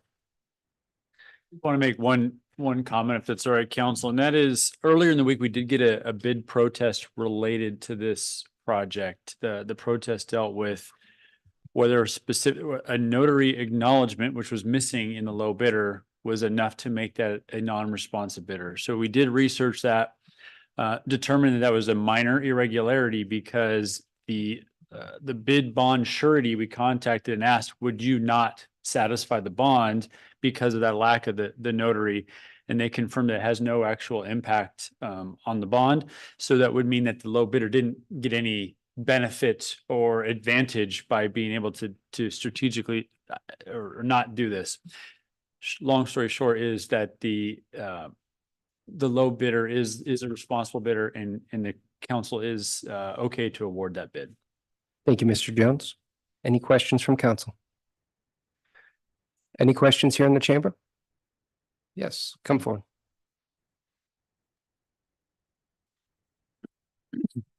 Margaret Garcia, City of Clear Lake. I'm wondering, I'm just assuming that the low bid, the low responsible bid includes everything that all the other bids include. I'm just assuming those are being looked over thoroughly and responsibly. The other question I have is how many people are on Zoom tonight? Okay, first, Director Leyva, all bids are standardized in some form. If you could give us a little detail. We vet all of them, making sure that they are DIR contractor registered. We vet them, showing that they have a proper bid bond in order to bid on the project. We make sure they have a contractor license.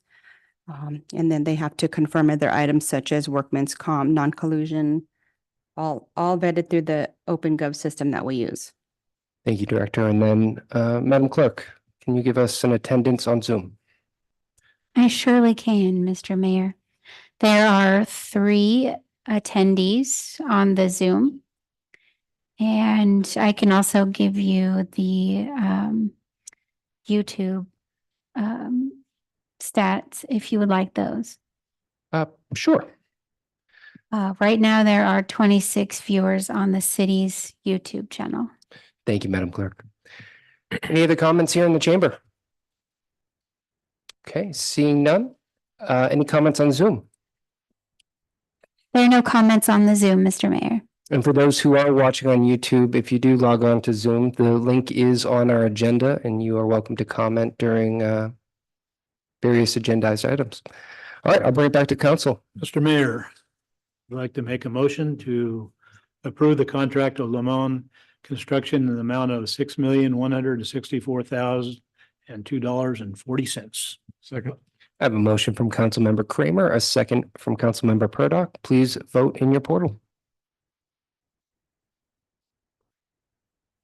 Just a comment here. We've approved over 12 million. Motion passes with the unanimous vote of the council. Have to wait for the Madam Clerk to say that. Thank you all. Director Weber, thank you for you and your team and all the work that you're doing to transform this. Appreciate it. Yes, we can take a 5-minute recess. We will reconvene at 7:46.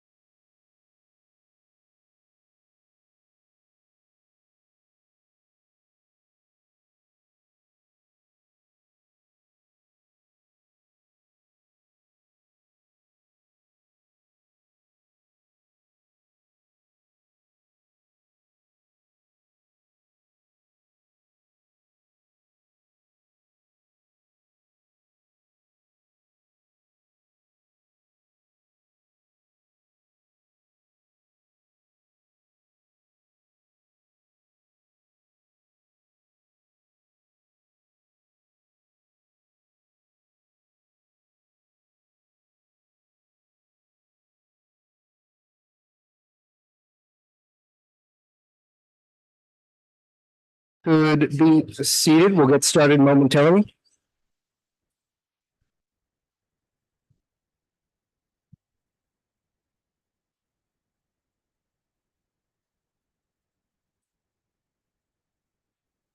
Madam Clerk, you ready? All right, we are going to reconvene at 7:49.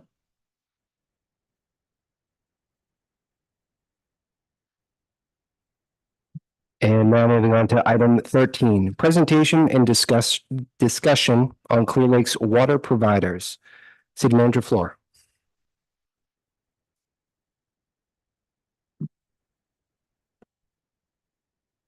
Hang on one second. There we go. Okay, thank you, Mr. Mayor, council members. So I'd like to introduce you to Robert Roscoe, who is a consultant with GEI Consultants that's been working with the city for a little while now.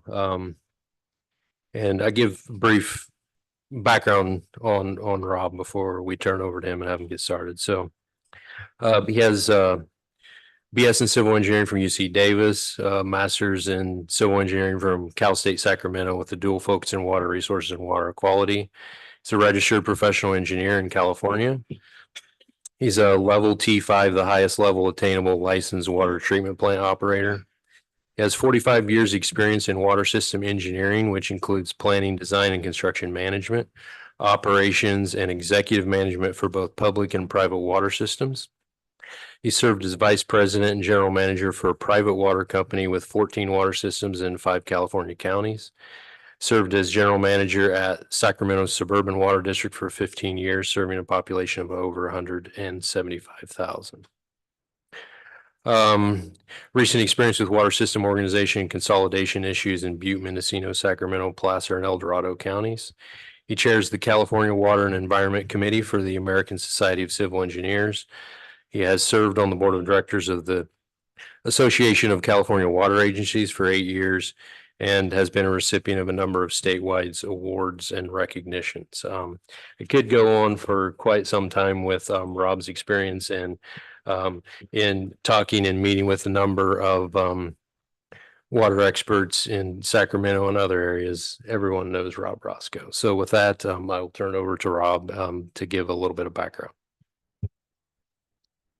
Thank you, Manager Flora. I want to thank you for the opportunity to present here. I retired from Sacramento Suburban Water District about 5 years ago and then went back into consulting because I love it. I miss it. I've done water for most of my career, and this is the kind of stuff that is kind of, I don't know how I'm going to stop. The topic tonight is water supply in the city of Clear Lake, and it's a little unusual in some respects and quite common in other respects. The city, you go to the next slide and we'll move forward here. You got 3 separate water purveyors, and they're all different kinds of animals. The 3 water purveyors are that serve the city, in my opinion, are doing a fine job. What my presentation is about isn't as much what's wrong with the present situation. My presentation, and I hope the message is, what are you missing out on if you did it differently? The 3 water purveyors right now are a public agency, Konocti County Water District, a private mutual water company. It's a private corporation, Highlands Mutual. And then Golden State Water Company is an investor-owned utility, and they one of their service areas in California includes a portion of the city of Clear Lake. All of these 3 entities are structured very differently, but all 3, the commonality is they're all regulated by the State Water Resources Control Board. I'll refer to them as the State Board, the State Water Board. But the Division of Drinking Water at the State Board is the one that writes the drinking water supply permits to each one of these. So they are the one of the primary regulatory authorities, and that's common to all 3. Konocti County Water District is a public agency. They have 5 members of the board of directors. They are elected at a general election by all registered voters within the district boundaries. And that elected board of directors appoints a general manager. General manager of a county water district has broad authority to implement the board's policies and comply with the permit requirements of the state water board. The rules that they operate under are very specific for managing public financing and open governance, much like the city. The Ralph M. Brown Act applies. You do things in the public. The money is public. Your records are public. And all your assets are public property. So the water system, the pipes in the street, the pumps, the trucks, the backhoes, the inventory are all public property. Because they're a public water district, subdivision of the state, they are eligible for tax exempt public financing. And the rates that they charge for their services for providing public water are set by the board of directors following a very public process, governed in part, and the major one governing this is Prop 218. Highlands is a mutual water company. They are a private corporation. They have a 5-member board of directors, and those directors are elected at a meeting of the shareholders. And the 5 board of directors appoint a general manager. California corporation law applies. In the case, different rules can be set, but in Highlands' case, my understanding is 1 parcel is 1 shareholder, and they get 1 vote.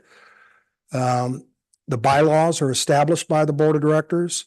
The assets, the water system, the pipes and the pumps and the tanks are private property. They're owned by the shareholders of the corporation.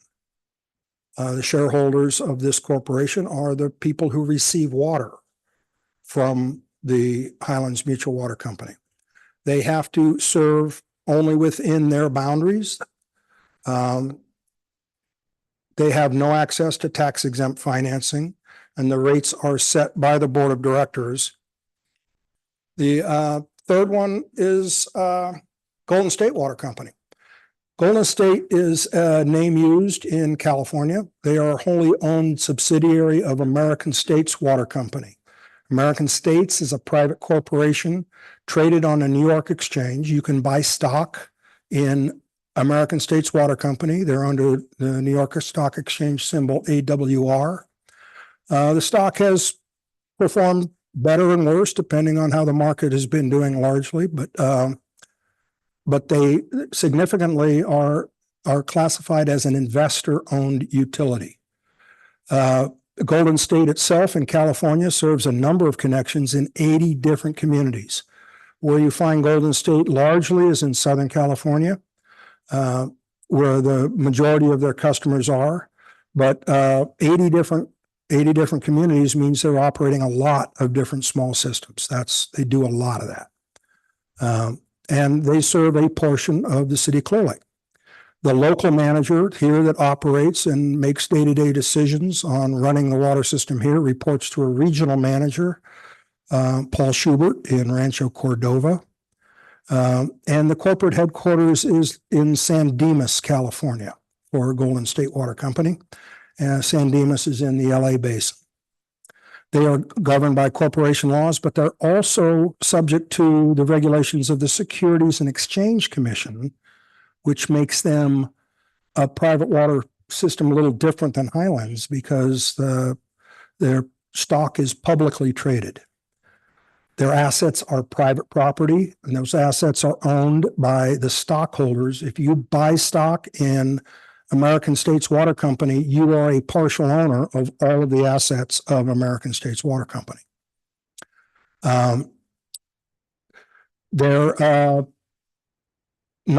They don't have access to tax exempt financing. They can float private financing. They go to their stockholders and spend stockholder money. And when they do, they earn a rate of return on those capital investments that is set by the Public Utilities Corporation in California. That office is in Sacramento, so every 3 years, there's a general rate case. The PUC sets a schedule for those rate cases, so they don't all come up at once with all the investor owns. But Golden State, there's 18 to 20% of all water customers in California are served by investor-owned water utilities. And there are a number of them, large and small, in the state. Golden State is one of the larger ones, and called an A company, just because of the size. I think over 100,000 is what makes you an A company. And then B companies are a little smaller, all the way down to D-size companies, which are very small, but still investor owned. So basically, the rates here are set by the PUC. It's a very complicated rate case. I've been through a number of these back in my career when I worked for an investor-owned water utility. And quite complicated. They're almost always adjudicated by an administrative law judge with depositions under oath in front of the judge, from staff at the PUC, from the public, if the public chooses to engage, and by the private company. So it's a complicated process. The company does have a profit motive. Not only do they earn a rate of return on all capital investments they make, but they also have to answer to shareholders, and shareholders in publicly traded companies want share prices to go up, and share prices go up when the company makes a lot of money. It's not quite that simple. I'm way oversimplifying. This is where the water companies are right now. This is a map. This was taken from a LAFCO report, and it was before the annexation of Lower Lake County Water District. So my understanding is that's now part of Conocti County Water District. So I didn't put the bold box around that one because that one is now part of Conocti. But the map was showing it. So if somebody had a question of what's the purple, I wanted to identify. These are the three water companies that serve the city of Clear Lakes. And if you go to the next slide, it'll show size of those companies. I got population and connections because those numbers always change. But these numbers come off of the State Water Board website. And I can't tell you when it was last updated. So these numbers might be last week, they might be last year, they might be longer ago than that. But all the numbers came off the same website, so they're all the same point in time, I believe. But here's how it divides up. It's not roughly a third each. Conocti is a little bit smaller. This is based on number of connections, not based on population. So that's pretty much all of these are small water districts. You have 3 small water districts serving a relatively small city. The next series of slides I want to show are also from the State Water Board.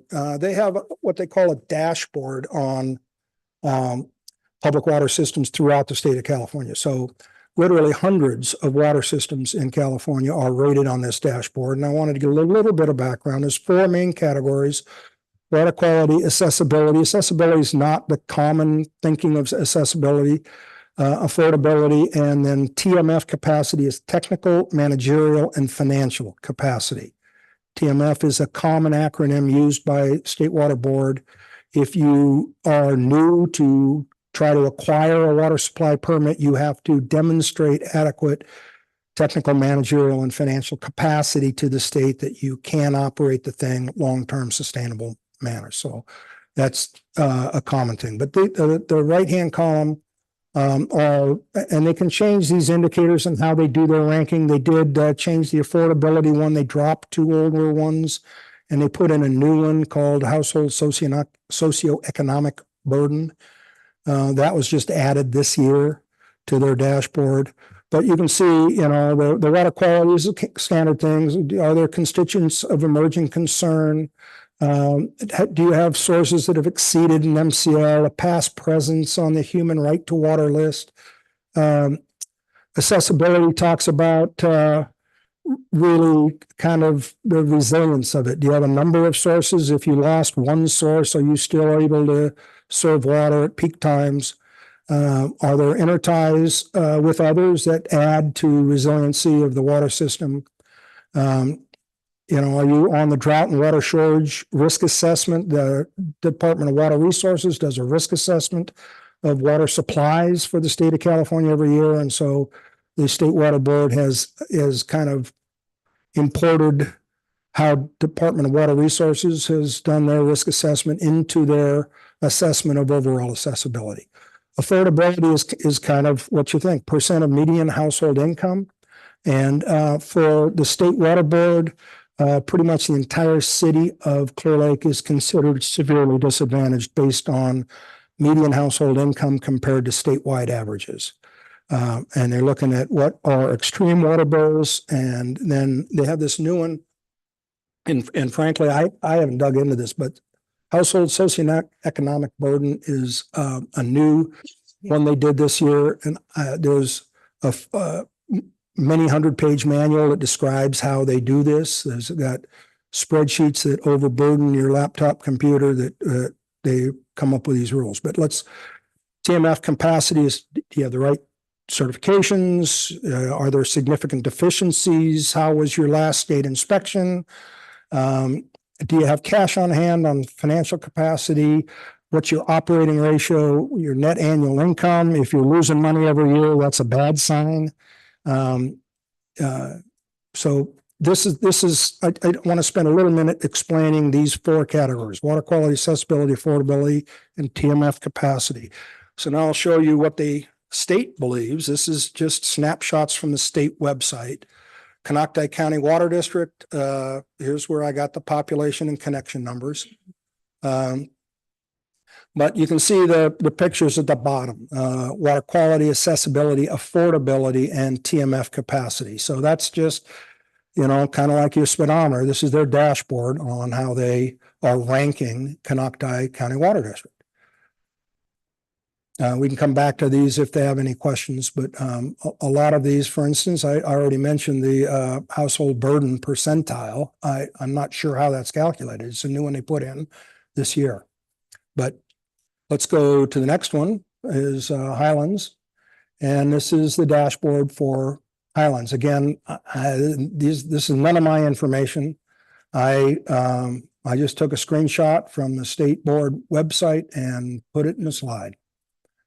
And then if you look at Golden State, they're also here, and that's their dashboard. You'll note that water quality, a little bit of this is, I would want to spend some time diving into how they came up with some rankings, for example. But if we go to the next slide, it puts them all side by side. So here's Conocti, Highlands, and Golden State. These are your three water providers. It's a little unclear to me. I would think that from a water quality standpoint, that you're all getting water out of Clear Lake. It's all very difficult water to treat. But Golden State somehow is in the green. The other two are somehow in the orange, yellow, excuse me. Notably, I want to, the accessibility numbers are all there. I think if you just look at these three side by side, you get some idea of them. The ugly column is affordability. If you look at affordability, Conocti is in orange, Highlands is in red, Golden State is in red. And so I wanted to look a little deeper into that. And so I got a copy of charges. I want to qualify some of this before we get into some numbers, but this is for a standard 5/8 inch residential meter for all three. Conocti, I understand, is currently considering a rate study. The rates that are charged here were set quite a while ago by their board in a multi-year rate setting process.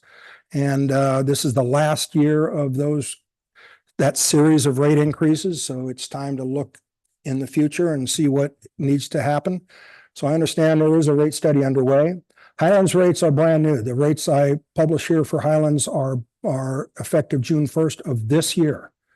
And then Golden State, these are, my understanding is these are current rates, but they have a PUC application and a general rate case pending in front of the Public Utilities Commission in San Francisco as we speak.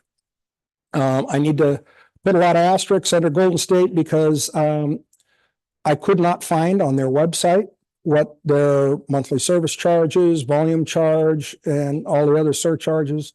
And I asked City Manager Flora, can I get, is there, someone and he sent me a copy of a residential bill, and that provided information for me here. So there was a cross connection charge of a couple dollars. There was an administrative surcharge of that was different than the volume surcharge. There were other surcharges that accumulated up to a little less than $12 a month. This is a 5/8 inch residential customer. And then the California Public Utilities Commission charges a fee of 0.7% of the total bill. And this is how the state of California helps balance their budget. But that was our May 23rd, 2024 bill. So I think this is relatively current for water. I want to talk about a couple other things. I just picked three numbers on quantity of water because in all cases, nobody in Clear Lake is a flat rate customer. Your bill goes up based on the amount of water. So if you use zero water for Konocti and Highlands, you're going to pay a monthly service charge of around $40. Golden State, you would pay $57 plus some surcharges, plus the CPUC fee. So that's probably going to be in the neighborhood of $60 if you were on vacation for the whole month and you had no leaks. And then the volume charges are pretty different for the three purveyors. And that's why the monthly bills are pretty different. I picked 7.7 cubic feet per month because the state average for indoor water use is 48 gallons per capita per day. And for a family of four, that adds up to 7.7 cubic feet per month. So that is indoor only average use statewide in California. The monthly bill column there based on 12.5 cubic feet, 100 cubic feet, 100 cubic feet is 748 gallons. It's an odd number, but English units always have odd stuff.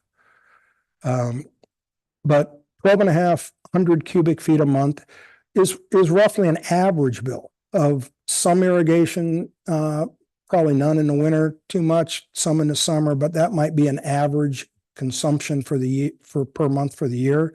And then I use the 17.3 as perhaps representative of a summer month with lots of outside irrigation. So the indoor water use is if there's no water being used. And again, the indoor use is a statewide average, not any kind of Clear Lake average. I didn't base this on any of the average numbers from the three purveyors. These are statewide, just as a representative to show differences in the rates for the three purveyors that are serving the city. The city is considered severely disadvantaged, and frankly, all of those are or would be really high numbers, and certainly the Golden State number is you would want to not use much water outside. You wouldn't want to have a big garden or a big green lawn. Next one maybe. One of the other things you get off the state website is how much grant money have these districts received? And again, I didn't get these numbers from the districts. I got these numbers from the state of California. There could be other federal grants involved. The state doesn't list. I don't know of any.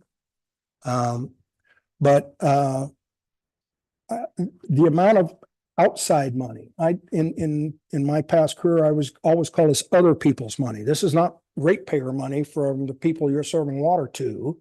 This is other people's money. This is like you getting gas tax money. This is planning and construction and technical assistance grant money from the state of California. The other thing I want to qualify here is I'm not in touch because this is just off a state website on how much these 3 water systems have received. I don't know if this is grants awarded or actual payments made under those grants.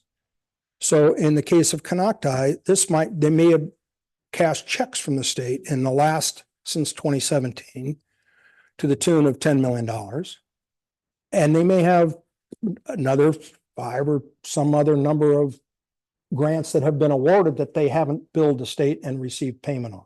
So I don't know whether this is total grants received or total payments made, which could be different. I can tell you in the state of California, in the last 7 years, there have been a number of bond issues and a number of state programs that have provided grant funding for water systems, in particular, severely disadvantaged water systems, and in particular, small water systems, in particular, systems with water quality violations. Small water systems are eligible for this. The eligibility list talks about water quality issues, but there's enough of those in the state that's pretty much where things end for the highest priority. That top tier 1 is reserved pretty much for those who have continuing water quality violations. And there's enough of them in the state that it takes a lot of money to fix those. A few years ago, our Assembly and Senate and the governor signed a bill for the human right to water. And that was the backstop for a lot of this funding that is now available. But if you look at the next slide, I just highlighted these numbers. Conocti, I think, has done a really wonderful job getting outside money. They are a public agency. Golden State doesn't have much incentive to get grant money because they just have admin costs and they've got to keep better records on certified payrolls and what they spent the money on to get a grant reimbursement. You spend your money, then they reimburse you. Golden State has stockholders that give them money when they buy stock, and they spend that money and earn an 8% rate of return on their capital investment. So the money that comes from the state by way of a grant is not money that they earn an 8% rate of return on. But one of the things I really want to make here is that $10 million has gone a long ways toward, to me, that's other people's money. That's money that you've used to fix your system, to upgrade your system, to replace old infrastructure that didn't come from your ratepayers. And that could be one of the factors on why Conocti's rates are lower than the other two. So I just wanted to spend some time, and these are my opinions on the principal issues with such a disjointed water service. And again, I want to make the point that I don't want to disparage the efforts being done now to serve good drinking water at the lowest price possible to the customers here. It's a tough job. The water you start with out of Clear Lake is tough to treat. It takes lots of different treatment processes to make it as good as it is. This is your local water I've been drinking this afternoon, and I trust it. Right now, the principal issues, as I see, you've got this disjointed water system. You've got 3 water purveyors that are all doing their planning for their system, not for the city. They're looking within their boundaries for their planning. They're not planning outside their boundaries. They don't have a reason to. Mutual Water Company is representing their shareholders, The investor owned, again, is just representing their shareholders, and even the public county water agency, Conocti, does their planning for their service area. Now, it doesn't mean they're not talking with their neighbors. It doesn't mean they're not building interconnections and interties. But if it was all operated as one system, there would be a lot more interties, a lot more flexibility in how to run, a lot more resiliency. And if one plant goes down, you don't have a third of the city out of water. You could put emergency rationing in place and probably still keep everybody, all the mains pressurized. But going down the list, principal issues, I think, are the overlap and underlap of service areas. You saw on a map that we showed, there's a lot of overlapping areas. There's some vacant white space in the middle of things. Golden State has a major service area, but then they've got this little connecting line where the pipe connects another little service area. It's very disjointed. There's duplication of assets and resources. And with three purveyors, it's tripled. So you got three offices, you got three managers, you got three treatment plants, you got, three separate distribution systems that are not well interconnected. They're not to say there are no interconnections, but they're not interconnected like a single common system would be. There's a lack of coordination on capital planning and capital projects. You saw all the work that the city has done in the last 7 years in the previous presentation, and I was quite impressed with how far you guys have come on roadwork projects. In my experience working in civil engineering for a long time, public comments on potholes are everywhere. And I'm guessing you guys get your fair share of those.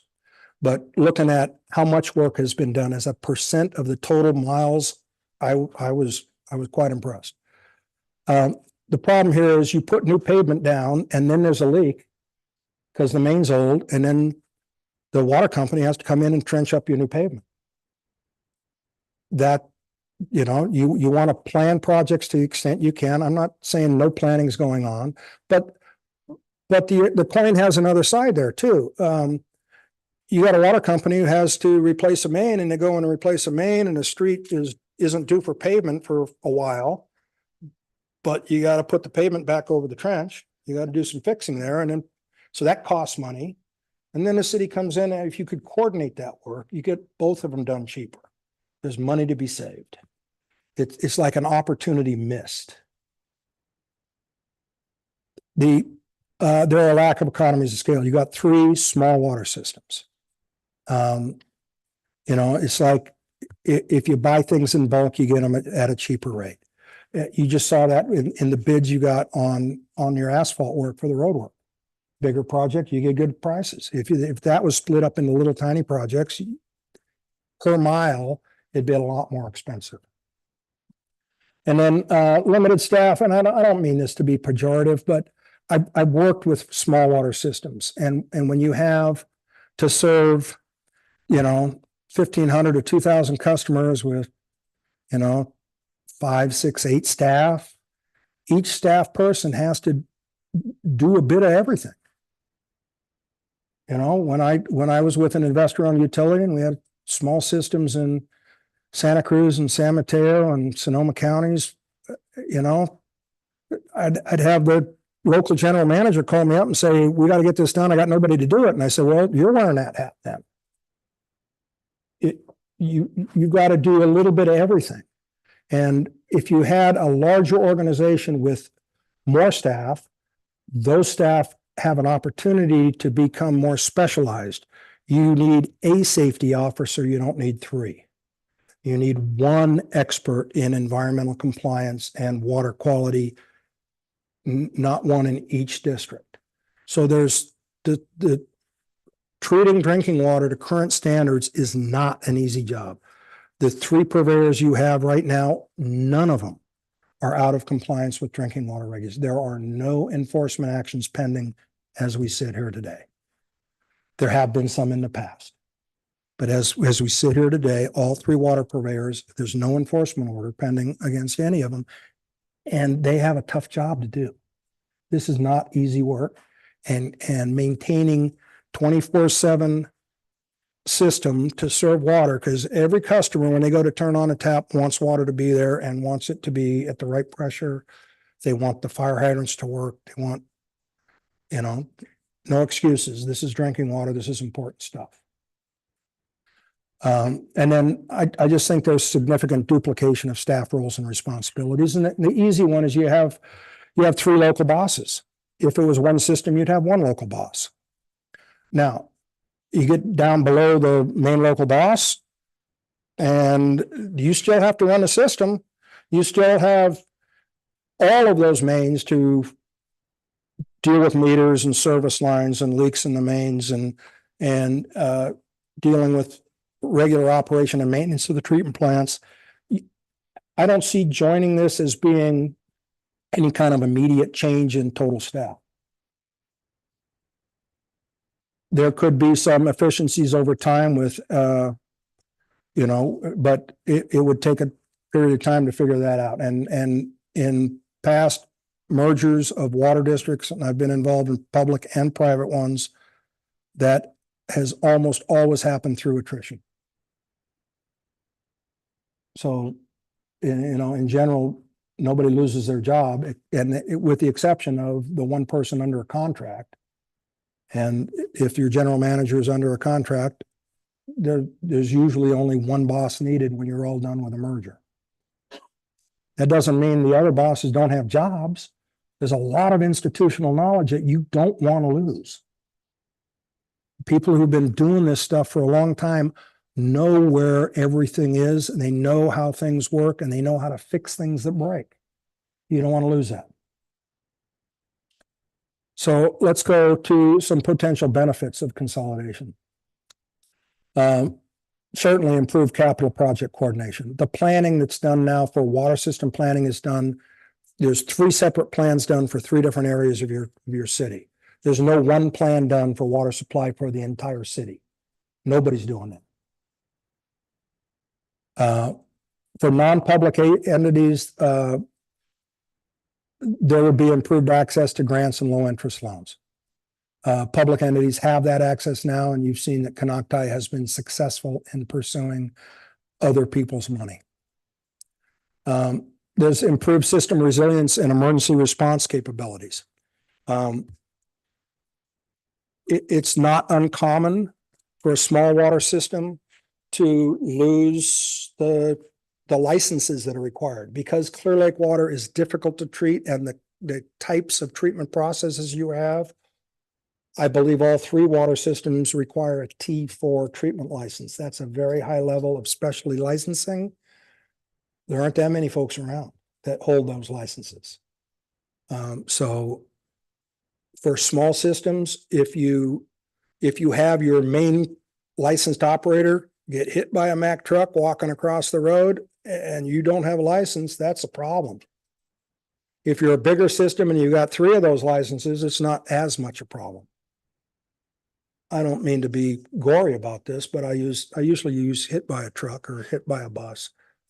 But that's, you have additional resiliency. You've got a larger staff.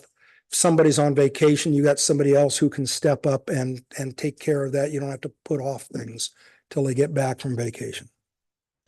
There's certainly improved system resiliency.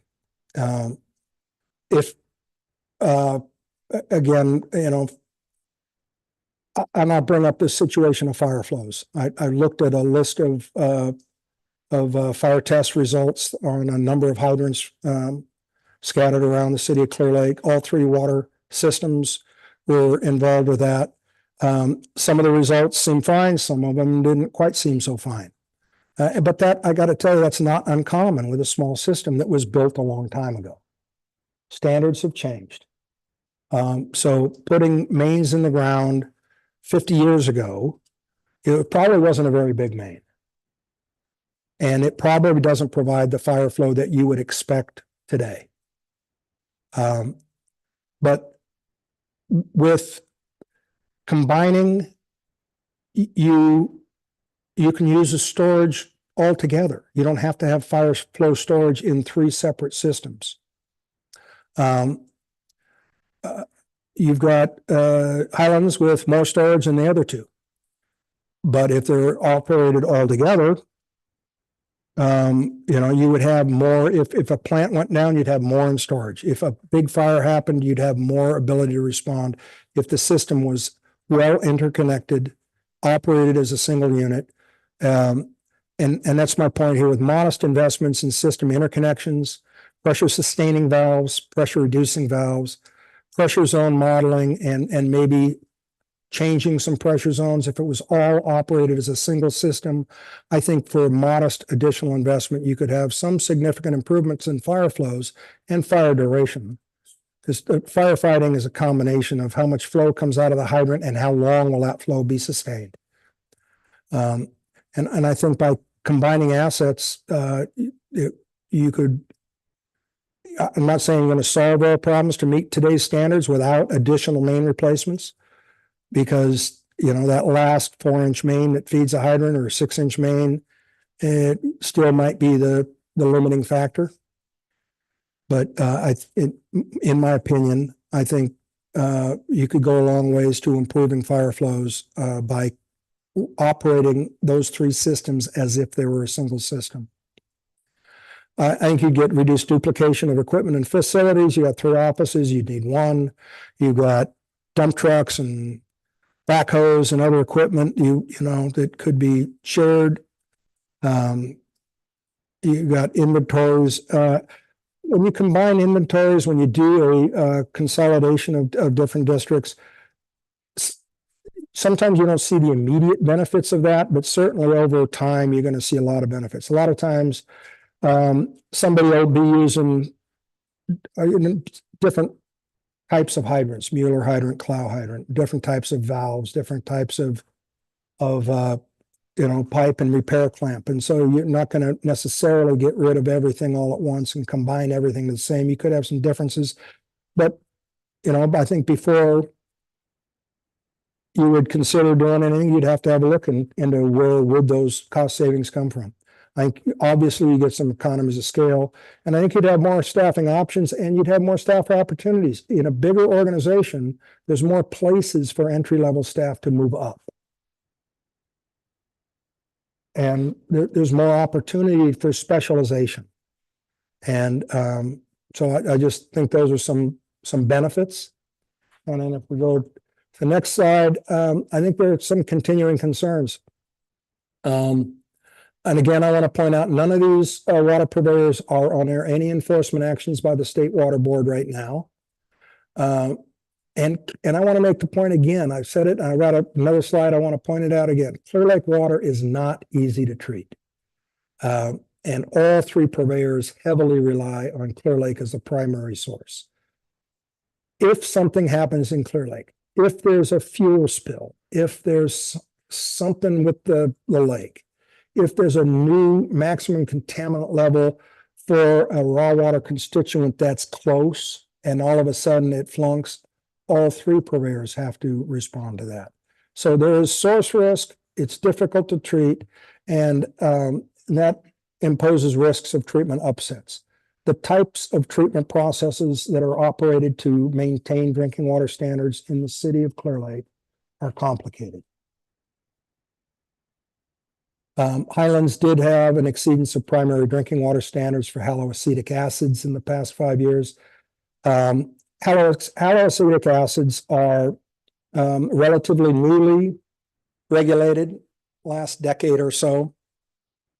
They're one of the 2 principal components in disinfection byproducts. The other ones are trihalomethanes. But essentially, when you have organic material that's not removed in treatment and you hit it with a disinfectant like chlorine, chlorine is a halogen. It reacts with organic molecules and takes the place of some of the hydrogen bonds on those organic molecules. And a lot of times when you add chlorine or bromine to these relatively short organic chains that are relatively easy to get through treatment processes, you form trihalomethanes or haloacetic acids. They're lumped together so that the limits on trihalomethanes are 80 parts per billion. Billion is a huge number. So 1 part per billion parts is a tiny number. But 80 parts per billion is the limit for trihalomethanes. 60 parts per billion is the limit for haloacetic acids. Trihalomethanes, there are 4 principal species of those. Haloacetic acids, the one that Highlands had some issues with, there's 5 principal ones: mono, di, and tri fluoroacetic acid, and then mono and dibromoacetic acids. Those are the 5 principal species. You add them all up, the concentrations together, all together, they have to be under 60. The other thing about trialmethanes and haloacetic acids, not just they're relatively newly regulated and certainly within my career, but they also continue to form after you chlorinate. So if there's any trace organic material in the water, how long and the state requires that they mandate that you keep a disinfectant residual concentration all the way out to the distal end of your distribution system. So how long has that water been in your distribution system, has had time to react with that, whatever little trace concentrations of organics might still be in the water. So concentrations of these constituents can climb over time. So the water age makes a difference. And so if you have long dead end water lines and the customers at the end of that long dead end water line went on vacation for the summer, and that happened to be one of your sampling points, that would be an area of concern. The water age tends to elevate concentrations of these constituents. The way to avoid it is get all the organics out, and a lot of people have to go to some different method of disinfection. But that gets really complicated too. You've got a lot of organic material in your raw water. And that's, well, let me finish this slide. I was going to jump to the next one. I'm out of order here. I think there are continuing concerns still with fire flow shortcomings existing in all 3 systems. A lot of that has to do with the age of the system and when they were put in the ground. Fire flow standards certainly have changed over time, but in California, wildfire and the ability of insurance companies that are leaving the state to continue to offer fire insurance policies means those ISO ratings on the water systems are very important for your customers' ability to get insurance. I know I personally have lost insurance on a rural property I own. They won't insure it anymore. I can go to the state and they want over $1,000 a month for insurance with a $20,000 deductible, and that doesn't cover anything inside the building. So much of the existing infrastructure, I mean, Clear Lake's not a new community. A lot of this stuff is old and it's reaching the end of its useful life. And this is one of my big concerns for the DA is I haven't seen asset management plans that look at, here's the material, this kind of pipe material is expected to last 50 years. It's already 60 years old. We're already getting a leak history climbing. We're already, replacing infrastructure for this is very expensive.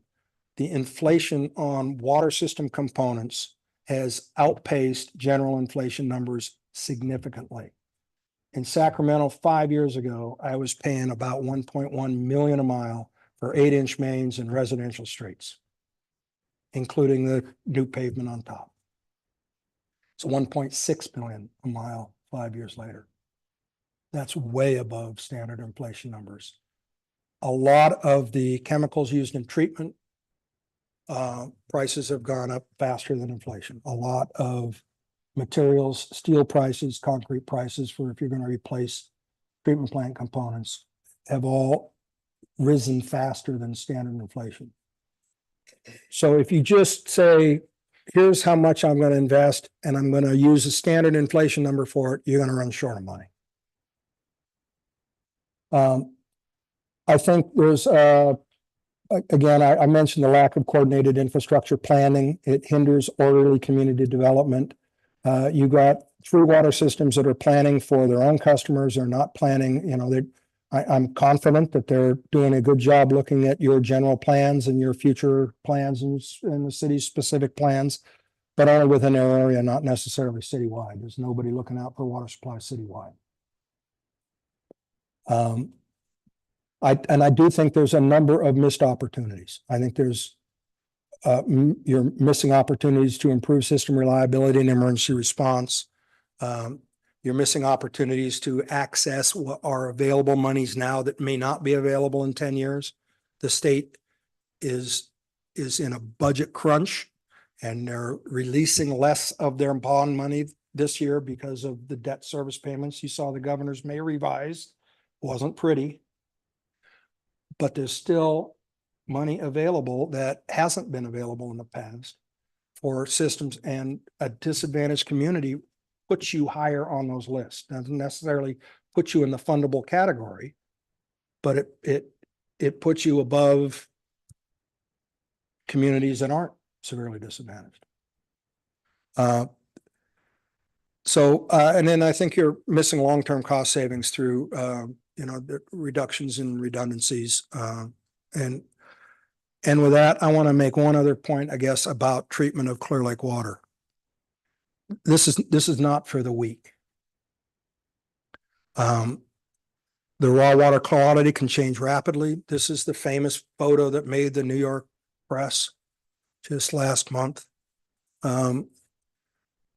Optimizing treatment protocols is as the water quality changes, and you've got to stay on top of that. And that means the fact that you've got none of your water purveyors under any enforcement orders right now is really good news. That means these guys are doing a good job treating with the small crews that they have and serving water that is today meeting all drinking water standards.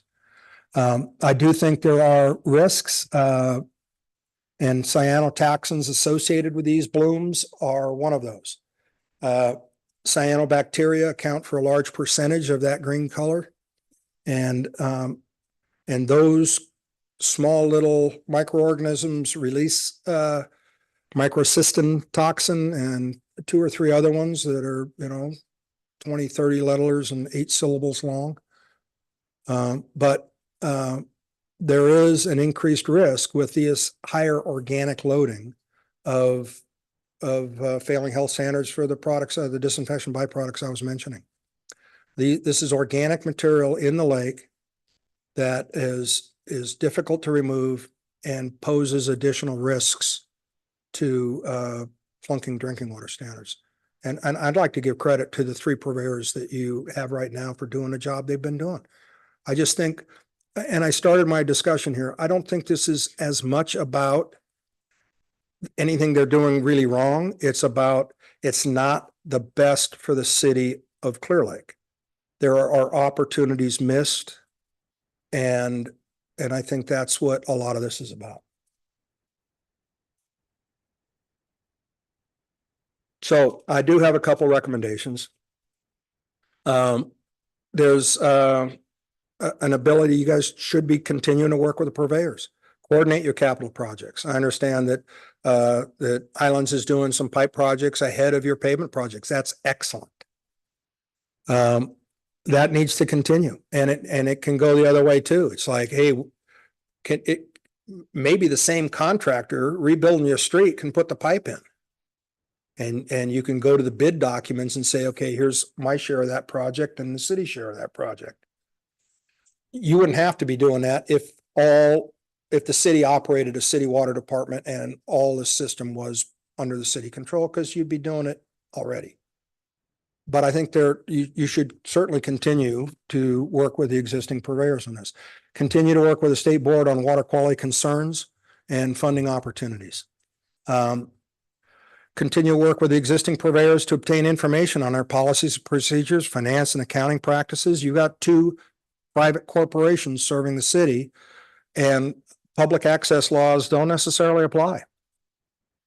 But it would certainly be nice to have a hydraulic model of the whole system as one, not a hydraulic model of Highland system and a separate model of Canocti system and a separate model. It'd be really nice to say, boy, if we ran this all at once, all together as a single unit, how would we do that? And how do we get the best bang for our buck on where should those improvements go? And then I really think, as a city, you need to continue to investigate options for leveraging opportunities for these improved municipal planning, stabilizing customer rates, and improve long-term resilience of the water supply. And that may include potential system acquisitions and consolidations. So I think there's opportunities here. I think you should continue looking into this. Thank you so much, Rob. Really appreciate the thorough analysis.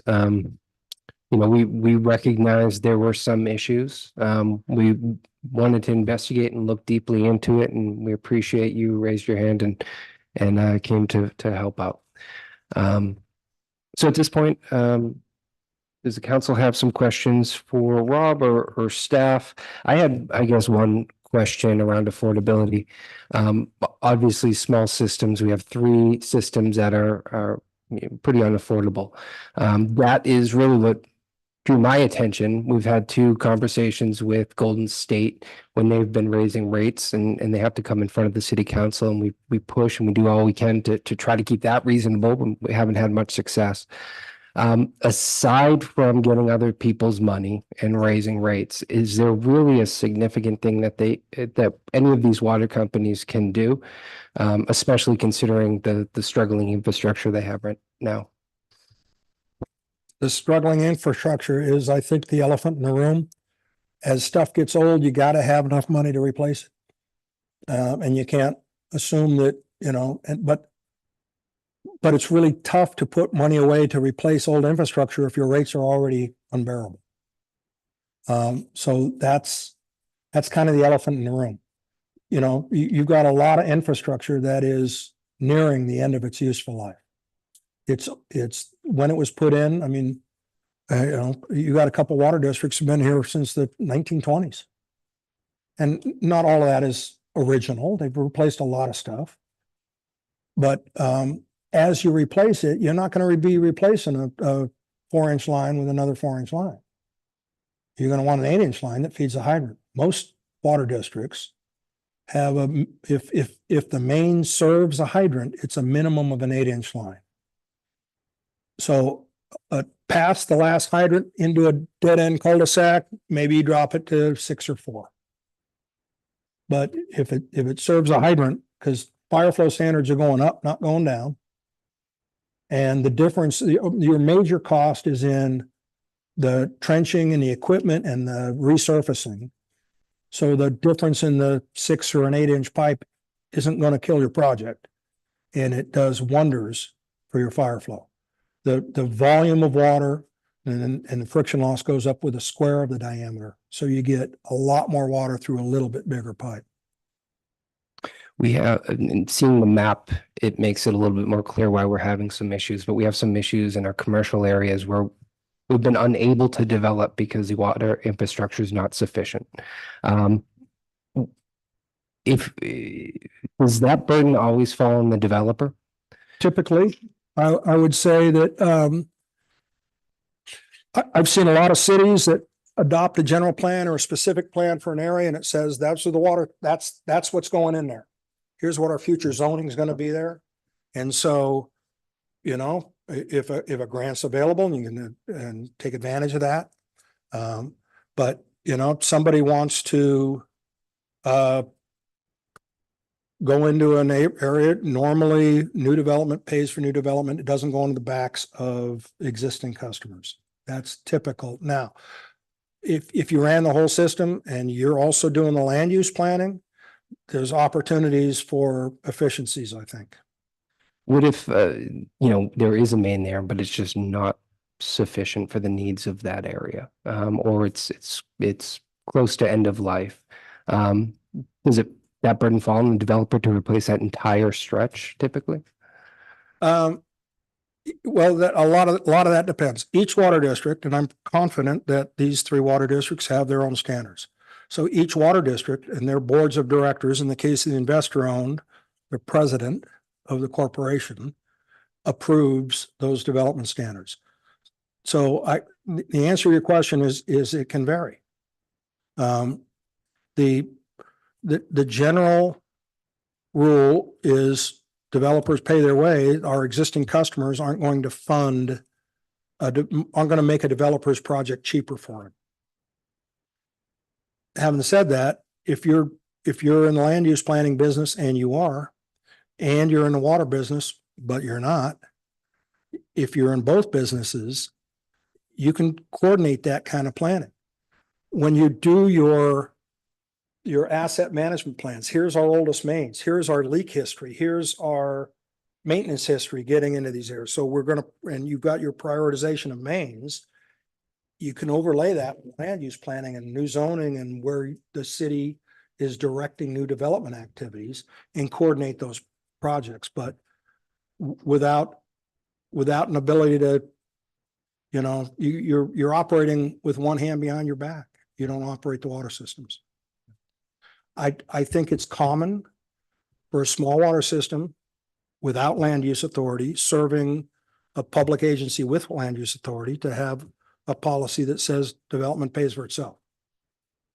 Is it common to see a city our size have multiple water systems here in California? It's not. I've seen multiple water systems. 3 in a city this size is, in my opinion, too many. There are a lot of places where a small development happened and a little water system went in, and then it kind of grew, and then it kind of grew, and then it kind of grew into its neighbor who had a different one. And there's 2, but it's not uncommon also for a higher level of government, like a municipal city, to control their own. I mean, there are charter cities. City of Sacramento is an example. It's in their charter that they're going to serve water. Nobody gets to serve water in the city but the city. Thank you. Any other questions from the council?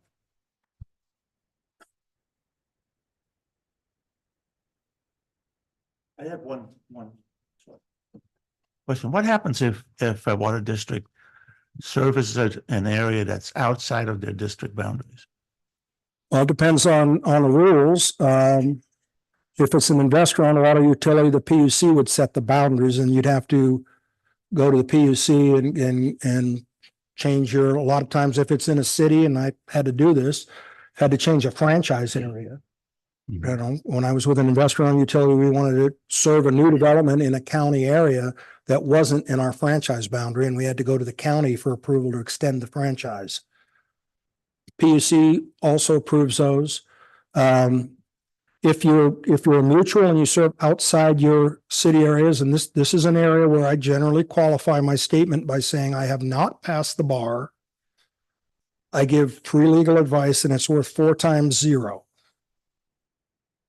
So my understanding is if you are like a mutual water company and you serve outside your boundaries, that makes you subject to PUC regulation. I did not give you legal advice. I didn't ask for legal advice. And the other thing is that I was wondering at, or a new development, like say a housing, let me rephrase this. If there's an existing subdivision, not all the houses are built, just half of the houses are, and there's a house that has to be built on the end of the court, so to speak. And then it was determined that the line is now too small. Does that house, because it's not a development, it's just a house. Does that house has to pay for upgrade that line? No, that again would get back to the individual rules of the individual purveyor doing it.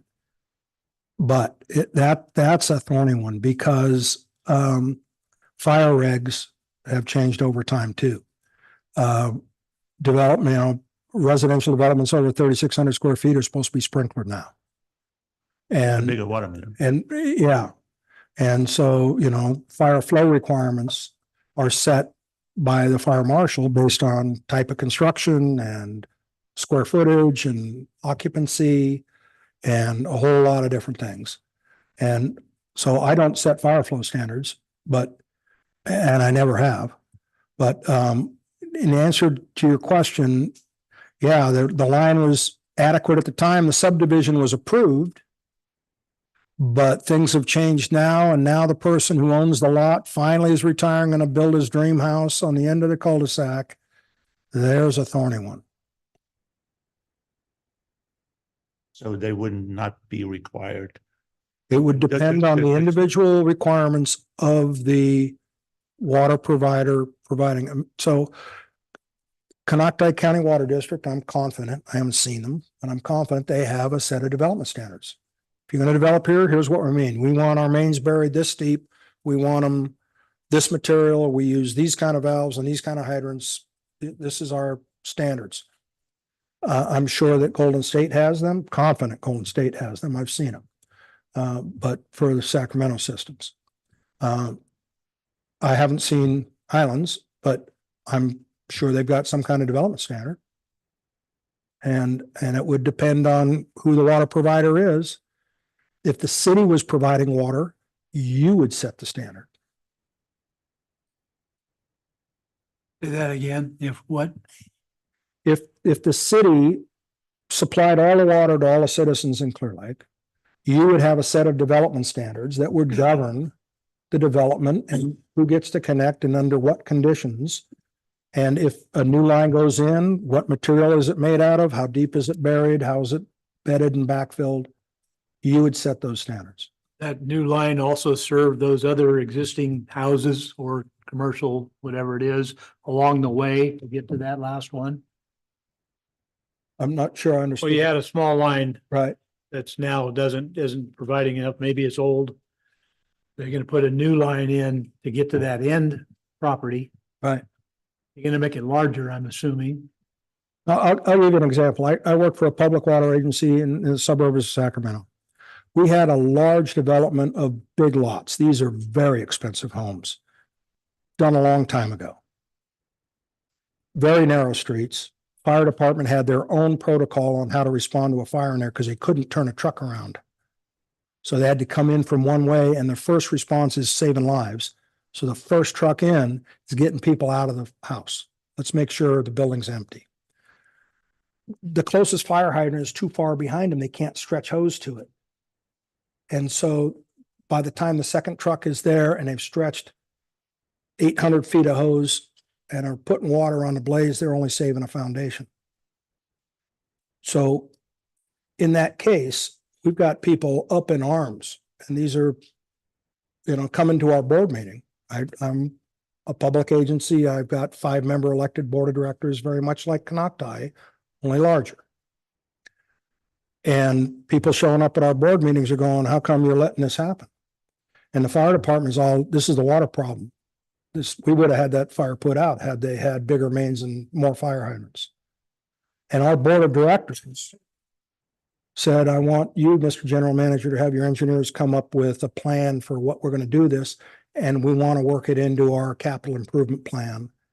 And so all of a sudden, I'm directed by my board to elevate the priority. And we worked it into capital improvement plans and did it over a period of 8 years. But we replaced every main in that area, and we put hydrants in every 300 feet, not every 1,000 feet. We didn't make the streets any wider because they weren't our streets. We were the water company. Still no curb and gutter. Fire department still has to come in one way. Can't turn a truck around. But we got the mains replaced, but it took a board of directors making an exception to our normal development standards. Who paid for that? Everybody, all of our customers funded that. But it was a Not board of just the one. directors action to make that separate from our normal development standards, and they did for a very good reason. I was the one who recommended it to them.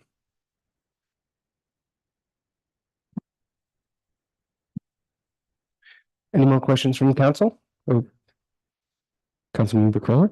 Yeah, we go back to that first slide.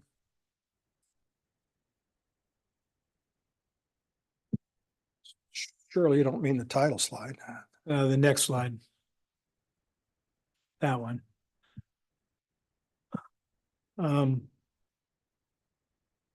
That's obviously Highlands Waters. I guess that's your primary finished water tank. I'm not sure what it is. My understanding is that's a finished water tank, right? It's the only one on the treatment site, I guess.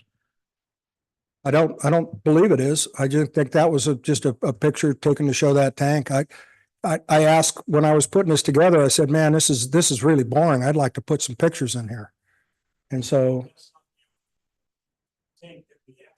Yeah, no, my understanding is that this is one of several. On the treatment site, I understand there's others Right. in other locations. I was actually surprised to see a redwood tank. When I was young in my career, I worked on that. I Well, might have been. That's a good question. How old is, and maybe. I don't know how Water old the can tank answer. is. How old is that tank? 56. 6 years? I can tell you. Put in 56. It put in 56, so 70 years. I've worked on redwood tanks on a couple different systems. I've designed a redwood tank early in my career for the city of Blue Lake. That, I think on one of the engineering reports done for Highlands, had indicated that there was a leak out of that tank, 75 gallons a minute. Is that been fixed? Go ahead, Jeff. Come on up. Yeah, Jeff.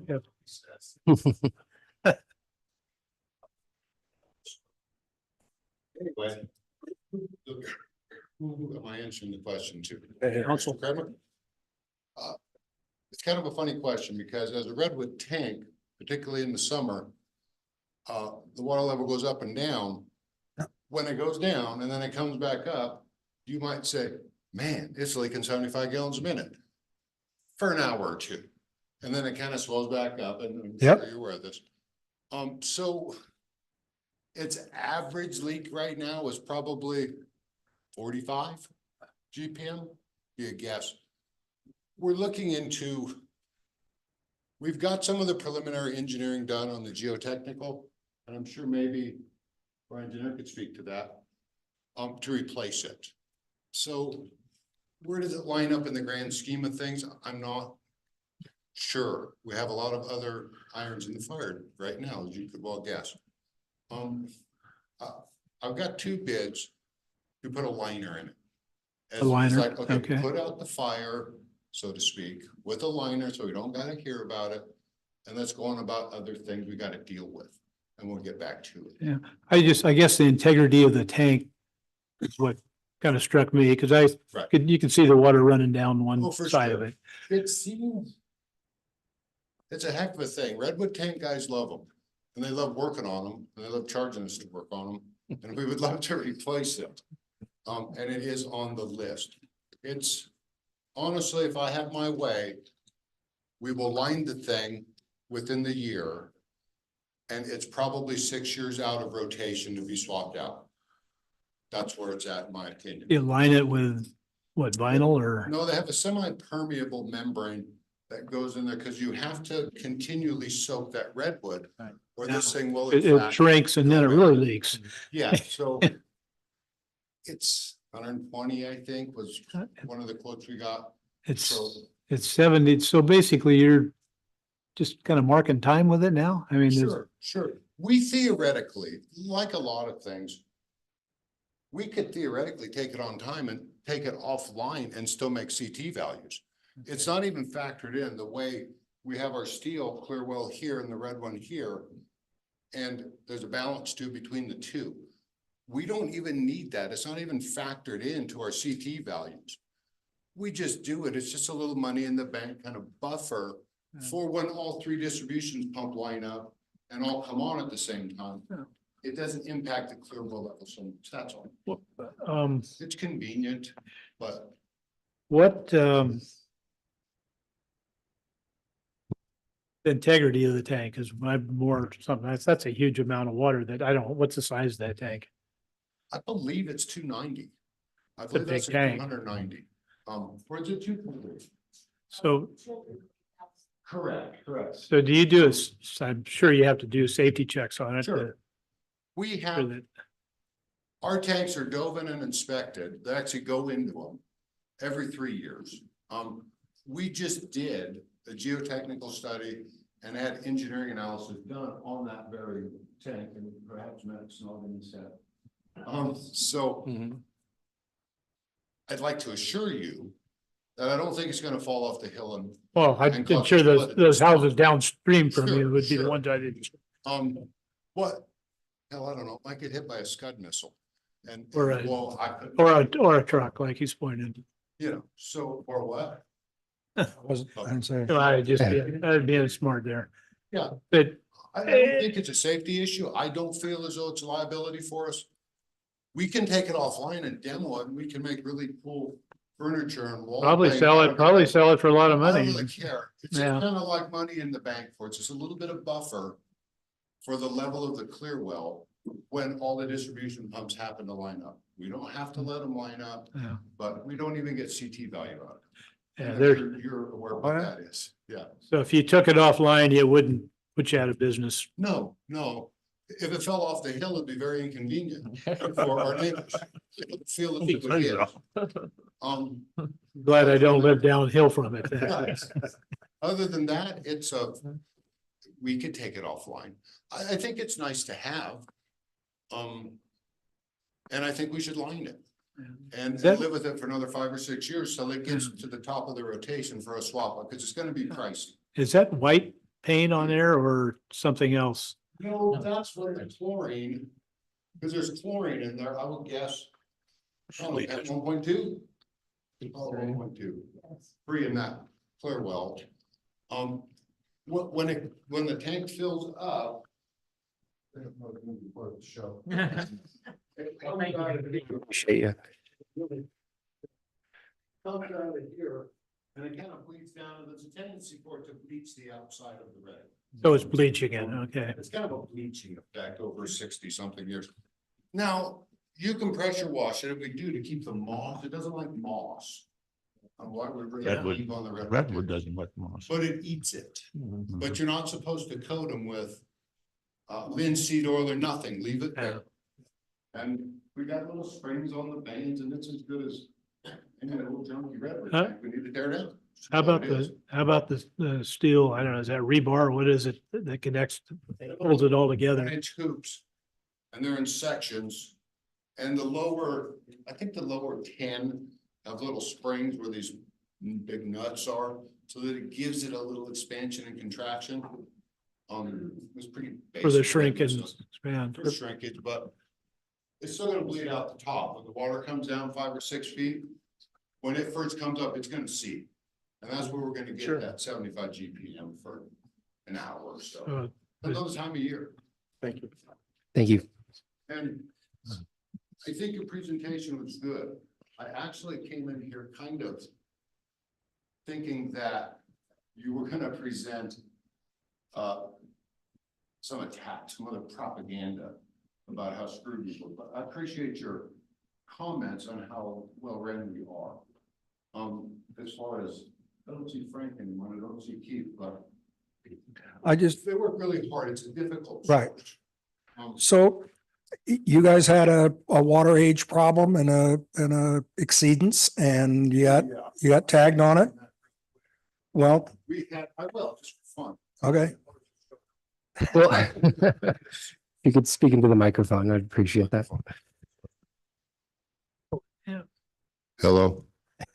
So what happened was we had a bad summer, right?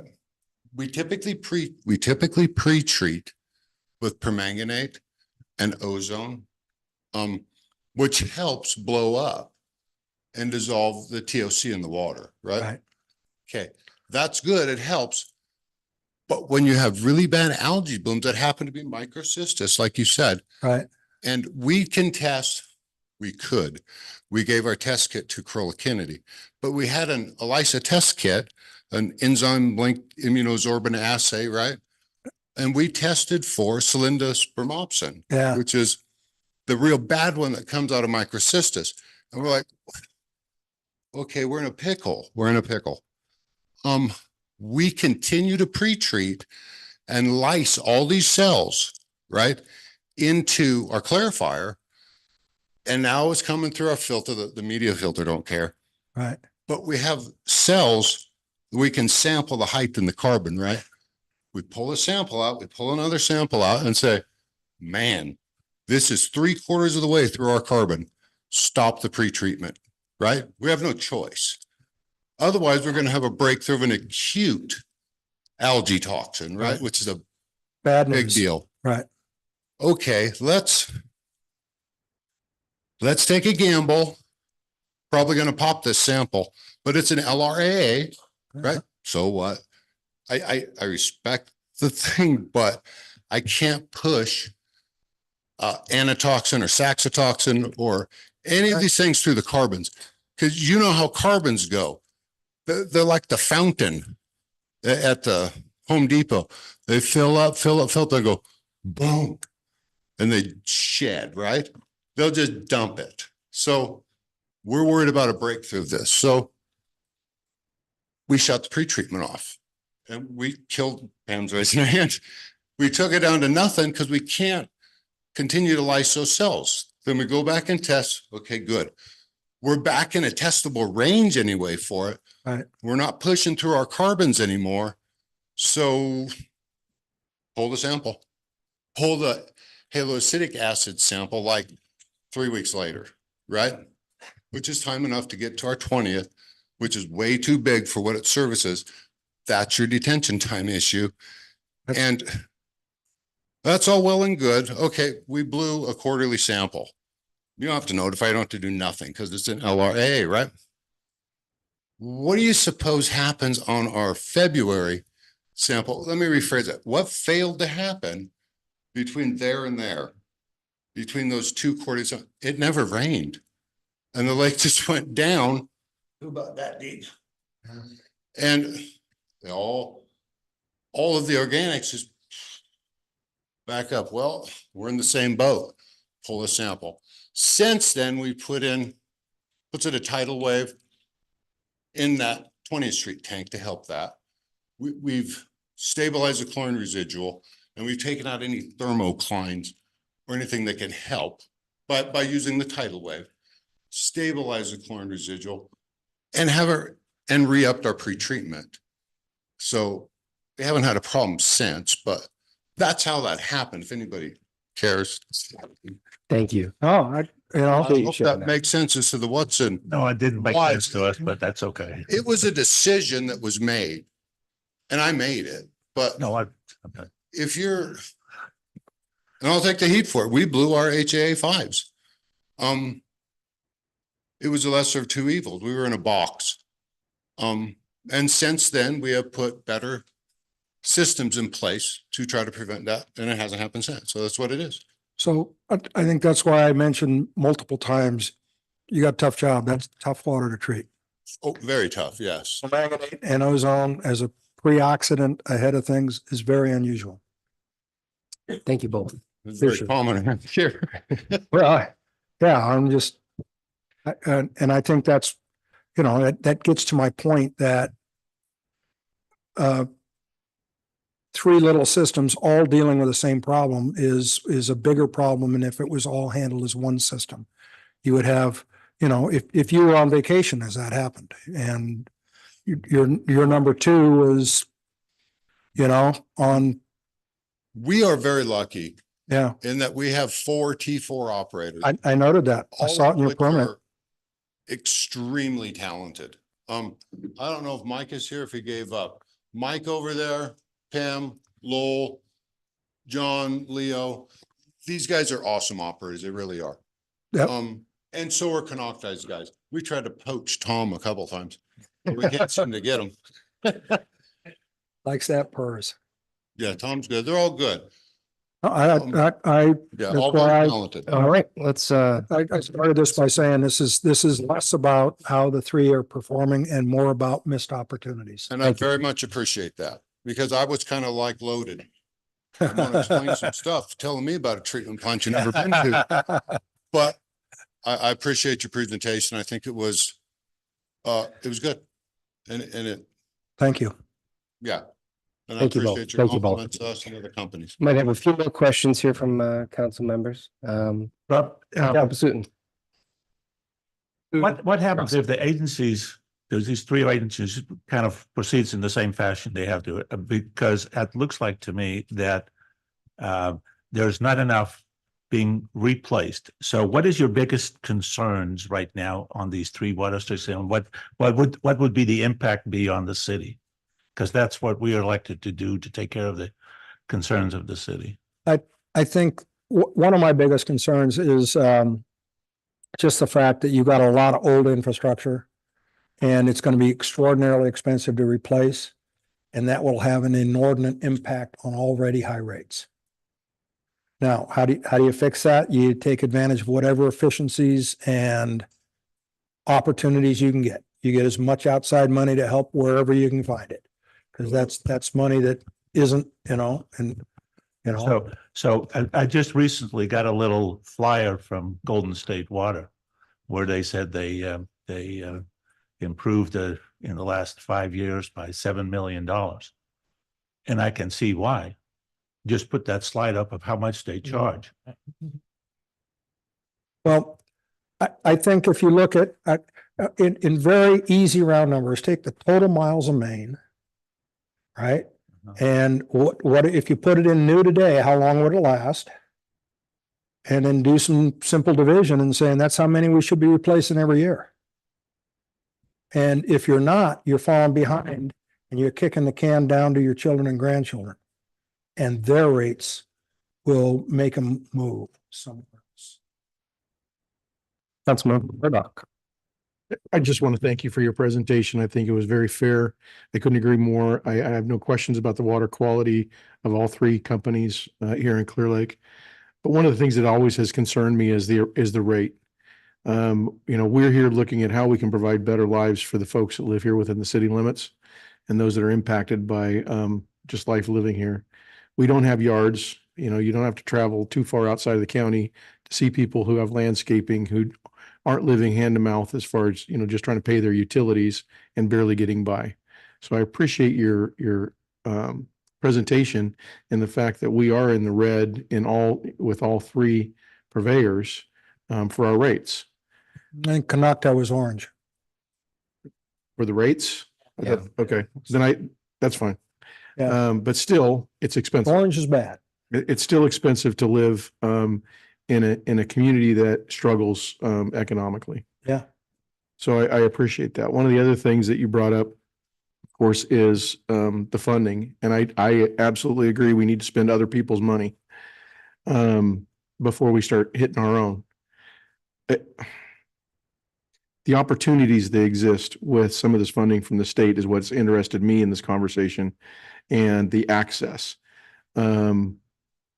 If the city stayed out, but the three water purveyors were to work more together, do you think that would enhance maybe some of the availability of some of the funding from the state? Because those big red zeros that you showed in your slide, that's a concern for me. The ratepayers are already paying enough, and you just mentioned right. That's a huge The impact. investor-owned water utility will have they will pursue grant money if it keeps their community from revolting and trying to take them over and buy them out. They don't want to lose customers. Their shareholders who buy stock in their company want to see the company grow, not shrink. And where public entities have taken over investor-owned utility service areas in California, it generally is an inability to comply with rules or ridiculous rates that push the community to take extraordinary actions. But they're privately held assets, so they're not going to be given to you. Right. But the state right now has money for consolidations and acquisitions. And your city manager, Mr. Flora here, can tell you, we've met with the state funding people many times, trying to find the money is to go to somebody who has a water system. The top line of your application is, what's your water system number? City doesn't have one. Thank you. Councilmember Kramer. Yeah, I also want to add my thanks, Rob, for your presentation. One of the things I was going to ask Jeff before he escaped was where he thought Highlands was as far as their ability to expand and serve more customers. And what we're trying to do in this city is grow the city. We want to provide more jobs through development of more commercial opportunities in different areas through the city. And one of the primary needs in order to do that is a stable water supply. And that's my big concern with, quite honestly, with Highlands is can they produce more water in that, their treatment plant is, and Kathy's standing up, so she might want to address that. Come up to the microphone, Kathy. We're only at 65%. We have more room that we can expand, so we can more than meet the demands that you guys are needing in the different areas. Will there be a large infrastructure cost to do that? Absolutely. As far as the underground work, yeah. Yeah. And I guess that again is one of the concerns. Can you have access to these funds? I don't think you want to get a loan that's, well, What about the obvious. city? Can the city get grants and help all the utilities? Say again? Can the city get the grants to help the utilities? I believe that we can. We can get, I think we have more access than you do as your own, at least at this point, all the information that I have says that. Okay, so you as a city could get grants to help the 3 water companies. We think we can, No, we can't. not without consolidating them and owning Okay. them. That's correct. Have you heard of that at all? Where I've been involved is the applicant is spending the money that they're given the money by the state to fix the system that they have. Wait, you can't So- just yell from the audience. We still have room to be able to grow. Jeff is really sick, and so that's why he left. Otherwise, he'd be- To come up closer, I can't Jeff do. is really sick. Otherwise, he'd be here to answer you, okay? Yeah, okay. If we're gonna do public comment, we can do it at this time, but the back and forth, we're sort of blending I the agree. two at this point. Well, let's start with the person who wanted a discussion, because I think we've had a good one so far. Brian Hughes? One of the things that I think Mr. Jones was going to address was that letter. Is this the time? Sure, yes, we did, and this is really, Mr. Fleur was trying to reach out at some point with Highlands Water to have a discussion about I guess is consolidation, which was a much more global topic. And the response back from the attorney, which was Mr. Hughes' colleague, a lady named Ms. Saprell, very clearly said that that we were not to have any communication with them regarding that topic. That topic is a very broad topic. And so in our view, that meant we're not to be communicating with them at all. I think Mr. Hughes is now saying, we'll talk about other things that was not communicated back to us to enhance those or re-establish discussions. If that's something they're interested in, I don't think the council has said they're not interested in talking. We last heard they didn't want to talk to us based on that communication from the attorney. Thank you, Mr. Jones. Sorry. We'll open up public comment now, and I still have a few names here. So, Mr. Hughes, if you'd like to respond or ask a question or make a comment, you are welcome. Well, public comment isn't about asking questions necessarily. Ask a question the way that I would ask a question. I'm sorry, what's the purpose of this now? Is this the public comment? This is public comment. Okay. Yes. Thank you.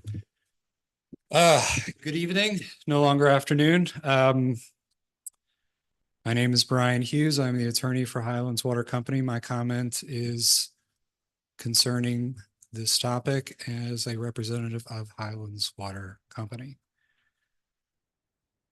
But I'd first like to reference, I get it. I totally get it. You know, I didn't come to you guys to say, oh, but we're willing to talk about other things. But really, let's be real here. For the past multiple years, all we've seen is discussion on takeover. So this type of global commentary, it's lost on me because all of the commentary that we've received from the city is takeover, consolidation. You've got problems, takeover, consolidation. I see a head shaking. I'd love to show you the Public Records Request Acts documents that I've received on emails from these people about takeover. So no, it doesn't make sense that you would expect me to come back to you and say, but we'll talk about other things. That doesn't make sense. Shaking your head. We'll have to disagree to disagree, but it doesn't matter. At the end of the day, I'm here. We weren't invited to present. We weren't invited to make a discussion with the representative. Great presentation, by the way. Thank you. We weren't invited to ask him questions. We weren't invited to see the presentation. We never got a call from him asking to clarify certain things. It was amazing the discussion that we just had when we were actually asked to have a conversation and to discuss the topics. I'd love to see more than that. I'd love to see it happen all the time. Because the first topic on the board wasn't, from the recommendations, wasn't to consolidate, it was to coordinate. I would love to see more coordination. The recommendations in your own feasibility of the report that you produced a few years ago wasn't to consolidate, it was just to connect. I would love to see the city flourish and expand and grow. Do you have to take on that burden? It seems like from all of your publications that you are accepting that burden without this discussion, without this coordination, behind closed doors. I have to make public records requests to find out this information. So I have a document here that's been signed by 753 people, a petition. I'm going to read you the petition. I'm not going to provide it to you this moment because we have to scan it. And then we can provide it to everyone here. I'm going to read you. It's short. I know my time's probably up, but I thank you for letting me speak over. The citizens of Clear Lake, California are deeply concerned about the City Council's ongoing actions against our local water providers. These actions include attempts to take over these crucial services. The government intrusion in our drinking water is not supported. Our water providers have been serving our community reliably and efficiently for many years, and their work is vital to our daily lives. We believe that any takeover attempts, again, no, takeover, not don't talk to us, not don't coordinate with us, not don't help us. We believe that any takeover attempt would disrupt this service and negatively impact our community. Therefore, we demand that the city of Clear Lake and its council members respond to this petition and cease and desist all actions against water providers immediately. We would love to coordinate. Where is that? We weren't invited. I had to proactively come here. The members of the public had to proactively come here. Invite us next time. Thank you. Thank you, Mr. Hughes. You are all always invited to city council meetings, of course. This is the first time we've had it agendized, largely to have this discussion and to learn from our expert here. Any other comments here in the chamber? Yeah, please come forward. Oh, I'm sorry. Please wait. Matthew Machi. We have a few here that I'm going to hit off on first.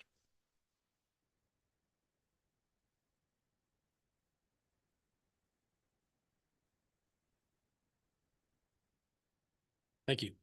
As mentioned earlier, much earlier in the meeting, my name is Matthew Mackey. I live in Redwood Valley. I am the civil engineer for Highlands Mutual, one of the many civil engineers for Highlands Mutual Water Company. You know, when I first came into this meeting, I had the intention of speaking many technical things. Could you speak more into the mic? Yeah, this mic has very little. Hold it. You can take it off there.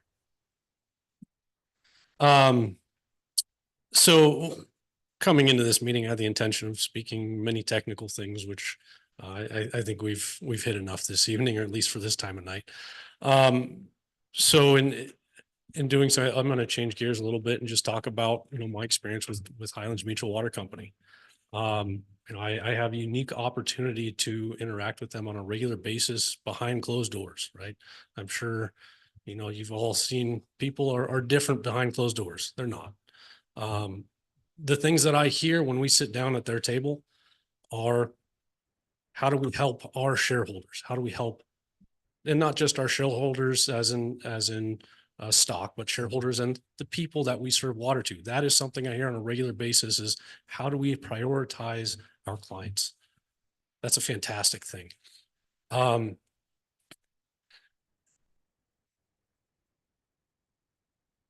We meet with them on a regular basis, usually monthly, and often that meeting is kicked off with, it looks like Jeff's still out, but sitting down with Jeff, and he says, here's what our regular meeting happened with the other water companies. And he sits down with Canocti and with Golden State and with the fire department, and they have a meeting also, as I understand, on a monthly basis. And they say, this is what we've been coordinating with. And so it's not three separate water companies working completely independently. They meet regularly and work together to the great extent. It's not uncommon for Jeff to ask me, hey, Matt, fire department asked for a favor. Can you help them out? And we do that. So those are the priorities I've been seeing behind closed doors. As far as how to resolve some of the shortcomings, we've been their engineer for going on 2 years now. And we've been working diligently, getting their model up to date, which, I've done the bulk of that work personally, and it needed to be. We have gone through 100 years worth of old, brown plans. As far as their water quality, they're putting in they're looking at a second water source, which not only helps with volume, but it actually helps with quality as well. When that lake is low and they're sucking mud, they've got a source that's clean, and that's something they're working on. They're working on capital improvement plan. They're working on grant funding. They're working on, the normal main replacements. They're working on pressure improvements.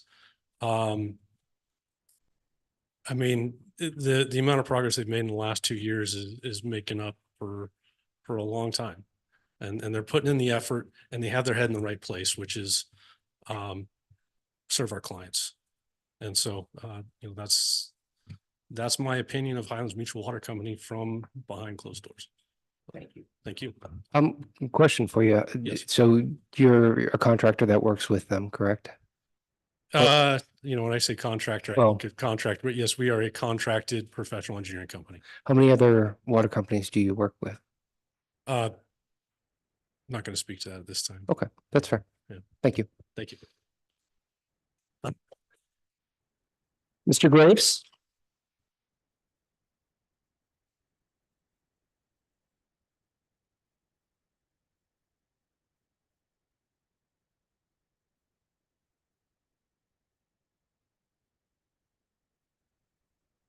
Thanks for having me back.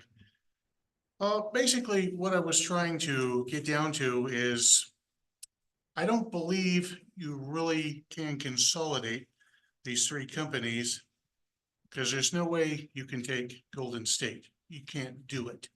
But what you can do, and what I saw on April the 10th, is when you came in with 177 proxies you got yourself, 85 were good, 92 no good, frauds. Anywhere else in this world, it's called ballot box stuffing. It can get a city councilman a felony. Okay. What I think the ultimate plan would be to get a hold of the Highlands Water Company, get a hold of Canocti. Eventually you loot it and you sell it to Golden State. That would be how you would combine it. Shake your heads all you want. But I believe this is being orchestrated by your city manager, that you're paying $16,342.05 a month for, making him the highest paid bureaucrat in all Lake County. And I've been talking to a lot of people. I mean, a lot of people. And you don't really have a lot of friends out there. And what you're doing is rotten. Thank you. Mr. Graves, you've commented a few times about this. Have you ever heard a council member suggest or say that they were going to acquire your water company and sell it to Golden State? No, but where else could it possibly lead, sir? Okay. Because you can't take all three, you can't take Golden State Water Company and combine them. You'd have to take the other two and sell them to Golden State. All right, I appreciate the speculation. The other part is that City Manager Flora is not leading the charge here. It's us. We saw issues and we're looking into it. So Well, that's what you say, but. That is what we say, and that is Yeah. what it is. Mhm. that's his job. And I'm making statements right here and I am telling you that I see problems with these water systems and we're looking into it. It's a means to an end. One guy. Thank you, Mr. Griffiths.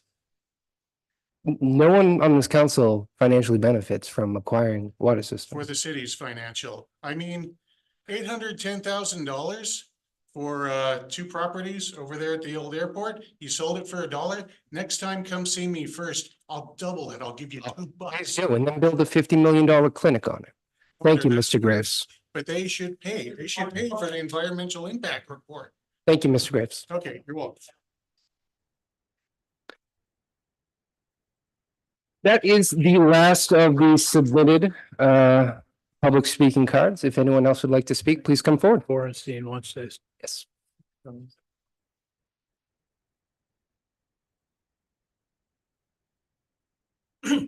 I'm Henry Bornstein. I'm a resident of Clear Lake and I actually wasn't planning to speak tonight, but I think I have to now. I live in Highlands Harbor. I guess I should say I'm on the board of the Highlands Harbor Community Association, but definitely not speaking to the association. Just my own opinions. I guess I'm one of the people who did sign that petition.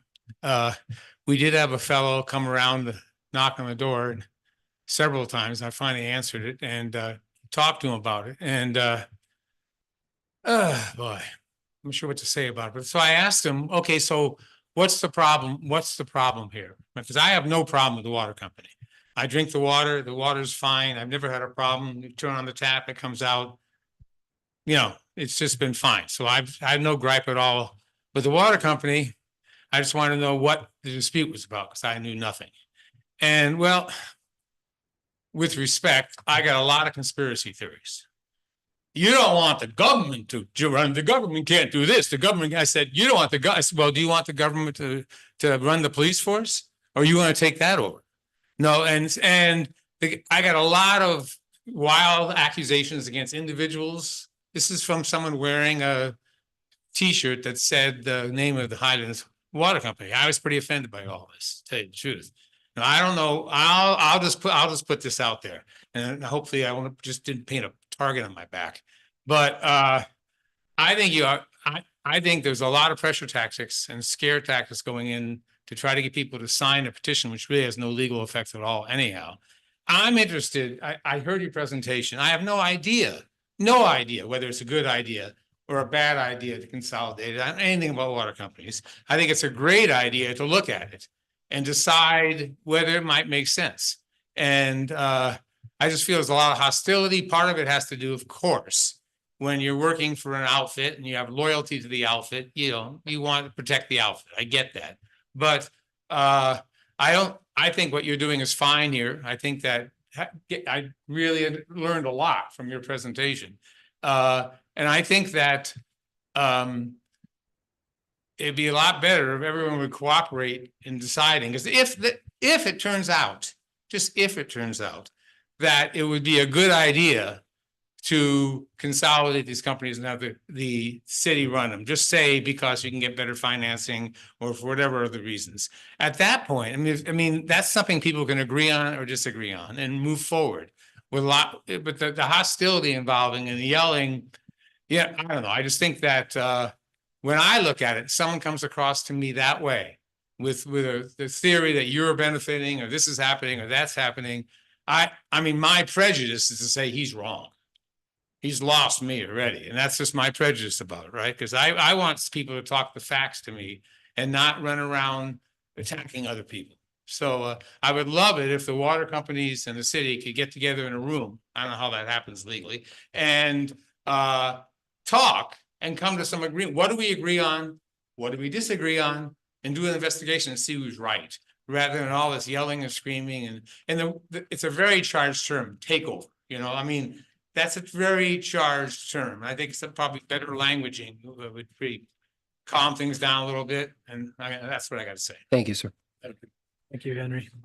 Any other comments here in the chamber? Yes, please come forward. Remember, if you could state your name and city of residence. Jeff Stanley. I live in the 26th Avenue here in town. I'm a board member of the Conocti County Water.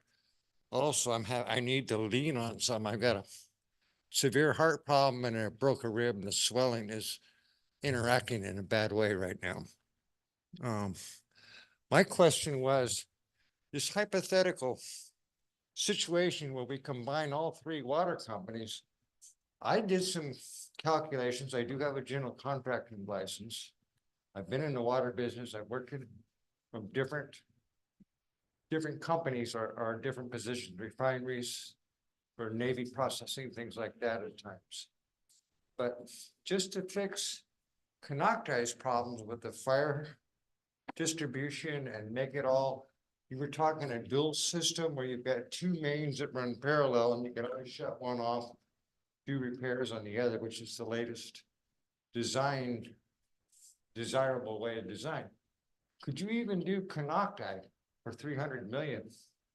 Is that even a remote possibility, just to do the one company, one area, the smallest of the districts? I think it would take about 300 million to rip up the roads, put in 8-inch main lines with the, was it C3 2000 pipe? It seems exorbitant. I think we're talking high in the sky. Forgive me, sir. So you're in the board of Conocti. You're telling me you guys have done an assessment. It's going to cost 300 million to get your Well, if system you're up to ripping standards? all the roads and you put a fire hydrant every 500 feet. Give me a second, catch my breath around the tough time. You put in a fire hydrant every 500 feet, it's going to take a lot of the fire hydrants themselves, along with the pipe, having to redo the roads, the trenching. It's a major thing. I don't think you could ever get enough government funding for an impoverished area to cover that. You said it would take time. Well, I think it would take 50 years maybe to get that big of a job done. It was all installed according to building code, and it met all requirements at the time it was installed in the early 60s. The wharf heads, the smaller fire hydrants, were sufficient. That was all that was required. The new rules, each upgrade, the recommended upgrade, covers all possibilities, and we don't even have any public buildings. We're not covering any multiple dwelling apartment type stuff, which comes under other codes. But I think that the cost, if you got an honest opinion, what does it really cost you money wise? I think you'd be shocked. I think you would run away and say, stay away from those guys. They got their own problems. Yeah, unfortunately, we can't do that. That's my honest opinion. Thank you. And Thank you for your input. I suggest you get some realistic estimates. What is this really going to cost? And what's it going to do when people's rates go up and they can't, let's say it goes up $100 a month per house. Crime's going to go up. Local businesses are going to go down. You're going to see mayhem. And I suggest all of you are going to be replaced in the process. I don't think one of you is going to last. It's just going to create a lot of hate and discontent. I ask you just to consider this and give it an honest appraisal. Thank you. I agree with what he's saying. Hypothetically, I'm in total agreement with what he's saying. He's a T5. I'm only a T. I've been taking college courses. I'm a T2. He is way above me, out of my class. But I'm dealing with the neighborhood that's poor. We're all scraping by. I'm living on Social Security right now. Give it an honest opinion, because it could come back on you in a very rash sort of way. People want you out. They're gonna, recalls. People applying for your position. Somebody was interested in being the mayor. But Well, just thank you. give it Thank you for your, honest consideration on a practical way. thank you. Take care of your health. Any other comments? Yep. My name's Alan Tubbs. I've lived in this place for a while. I worked at Lower Lake County Water for 20 years. You need to take a look at the one State. system. They use a clear well to treat the water, but the state reduced their capacity because they couldn't meet the standards. A long time ago, you're gonna have to go back and look in their records for, find out that. And as far as getting funding, Lower Lake County Water is a very, very depressed area, very depressed. It's worse than Lake County. It's worse than Clear Lake. I tried to get a rate increase of 25 cents a month, and I was told, if you raise that rate, some woman is not going to be able to buy a loaf of bread. So we had a bill, we had a monthly bill of $15 a month, and we tried to survive down there. We had 3 grade 2 water treatment operators and a manager that sat in the office most of the time. It was a nightmare. Trying to get funding for the state of California, they said I had to kill people. I had to have people dying before that I would consider funding. I had a lot of animosity towards the state of California. We ended up connecting up Twin Lakes to Lower Lake. They gave us 1 well and 1 water treatment facility. It was a nightmare. And that place still, it's a whole different world because it's a water works district, not a county water district. It's a whole different world and operates under a whole different premise of laws. It's been 40 years since I've been doing the Redwood tanks. Dave Woods, some of you guys knows Dave Woods, had us go up on ladders and put paper in the cracks, trying to stop these things. We had 3 of these water tanks that were leaking. We're trying to do this with paper sacks. No, this is the kind of nonsense. I finally got funding for a water tank. Lower Lake County had 1 million gallons of water. They had a fire go through there. The water went all gone. Drained the tanks. They're finally getting a intertie with Conocti County Water. When we first tried to get it, the county said, okay, you can put a line through the bridge, but you have to have access from underneath. Okay. So you get a boat to go underneath to get access. This was a nightmare. Finally, Lower Lake is going to get an intertie. Finally. When they go bad on water, they're going to get it from Conocti. It's been a nightmare. It's been 40 years since I've started this stuff. So I enjoyed it, and I've been retired, and I'm enjoying not doing a damn thing. Well, thank you for sharing your experience. Jeff? I guess a question was asked regarding the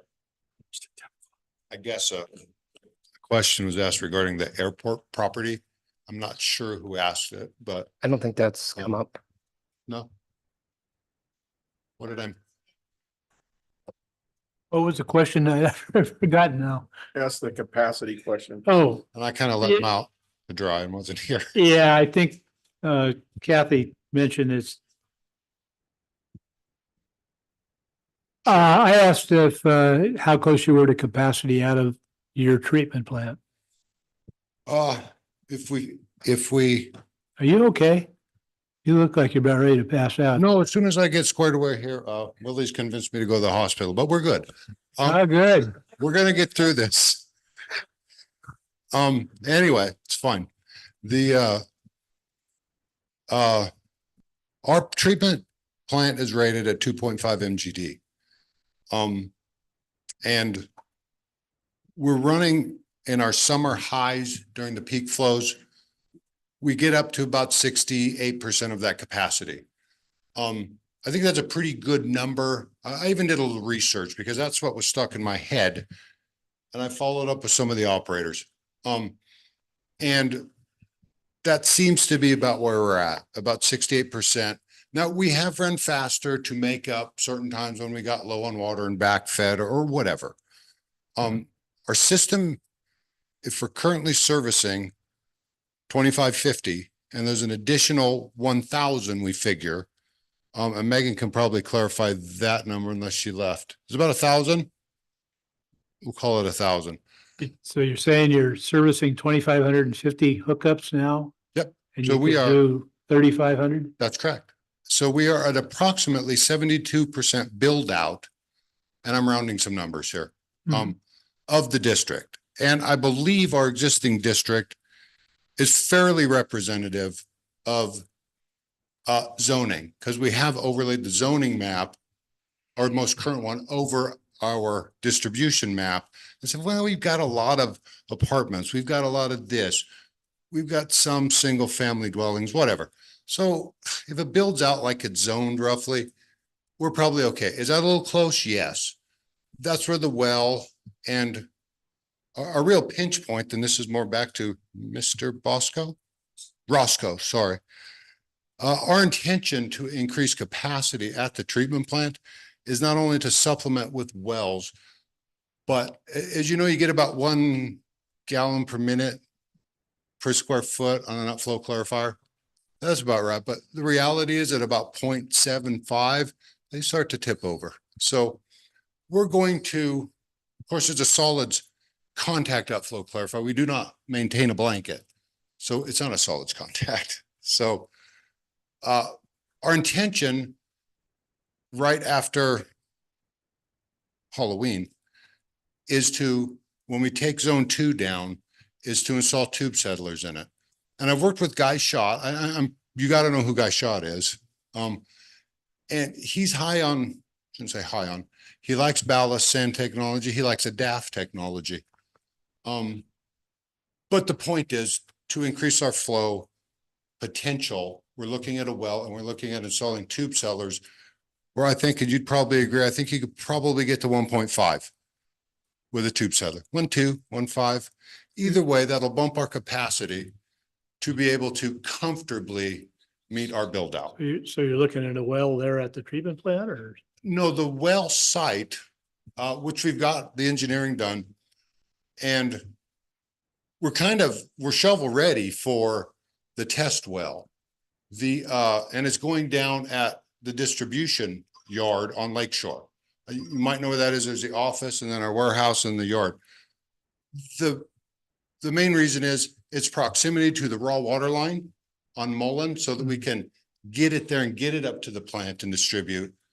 And the other reason was they have some magical mystery box they put on the ground and they shoot things in there, and it's oil field technology, which is good. And they tell us that's where the water is. It's not my deal, but they claim that that's reliable. So how much water are you looking for out of that well? Boy, I'd sure be happy to get 400 or 500 GPM. We'll see. Yeah, 400 or 500. Good water quality is going to be everything. We're going to punch a test well and see what you get. If it comes out like it does at Austin's Park or something, well, you're probably not going to want that. So we will have to reassess that and possibly look at a DAF technology. It's supposed to have a small footprint. I'm sold on the DAF, and here again, I have a habit of this, but I like the DAF in dissolved air flotation, obviously. Do you guys want to know anything about that? Well, I think we're getting a little bit off the question. Yeah. We're getting into weeds a little. We love hearing it. Good. Okay, well, we want to give other folks. It's the 10 test. o'clock. Yeah. Okay, good. Thank you so much. Does anyone else here have a comment? Did that get your question, Russ?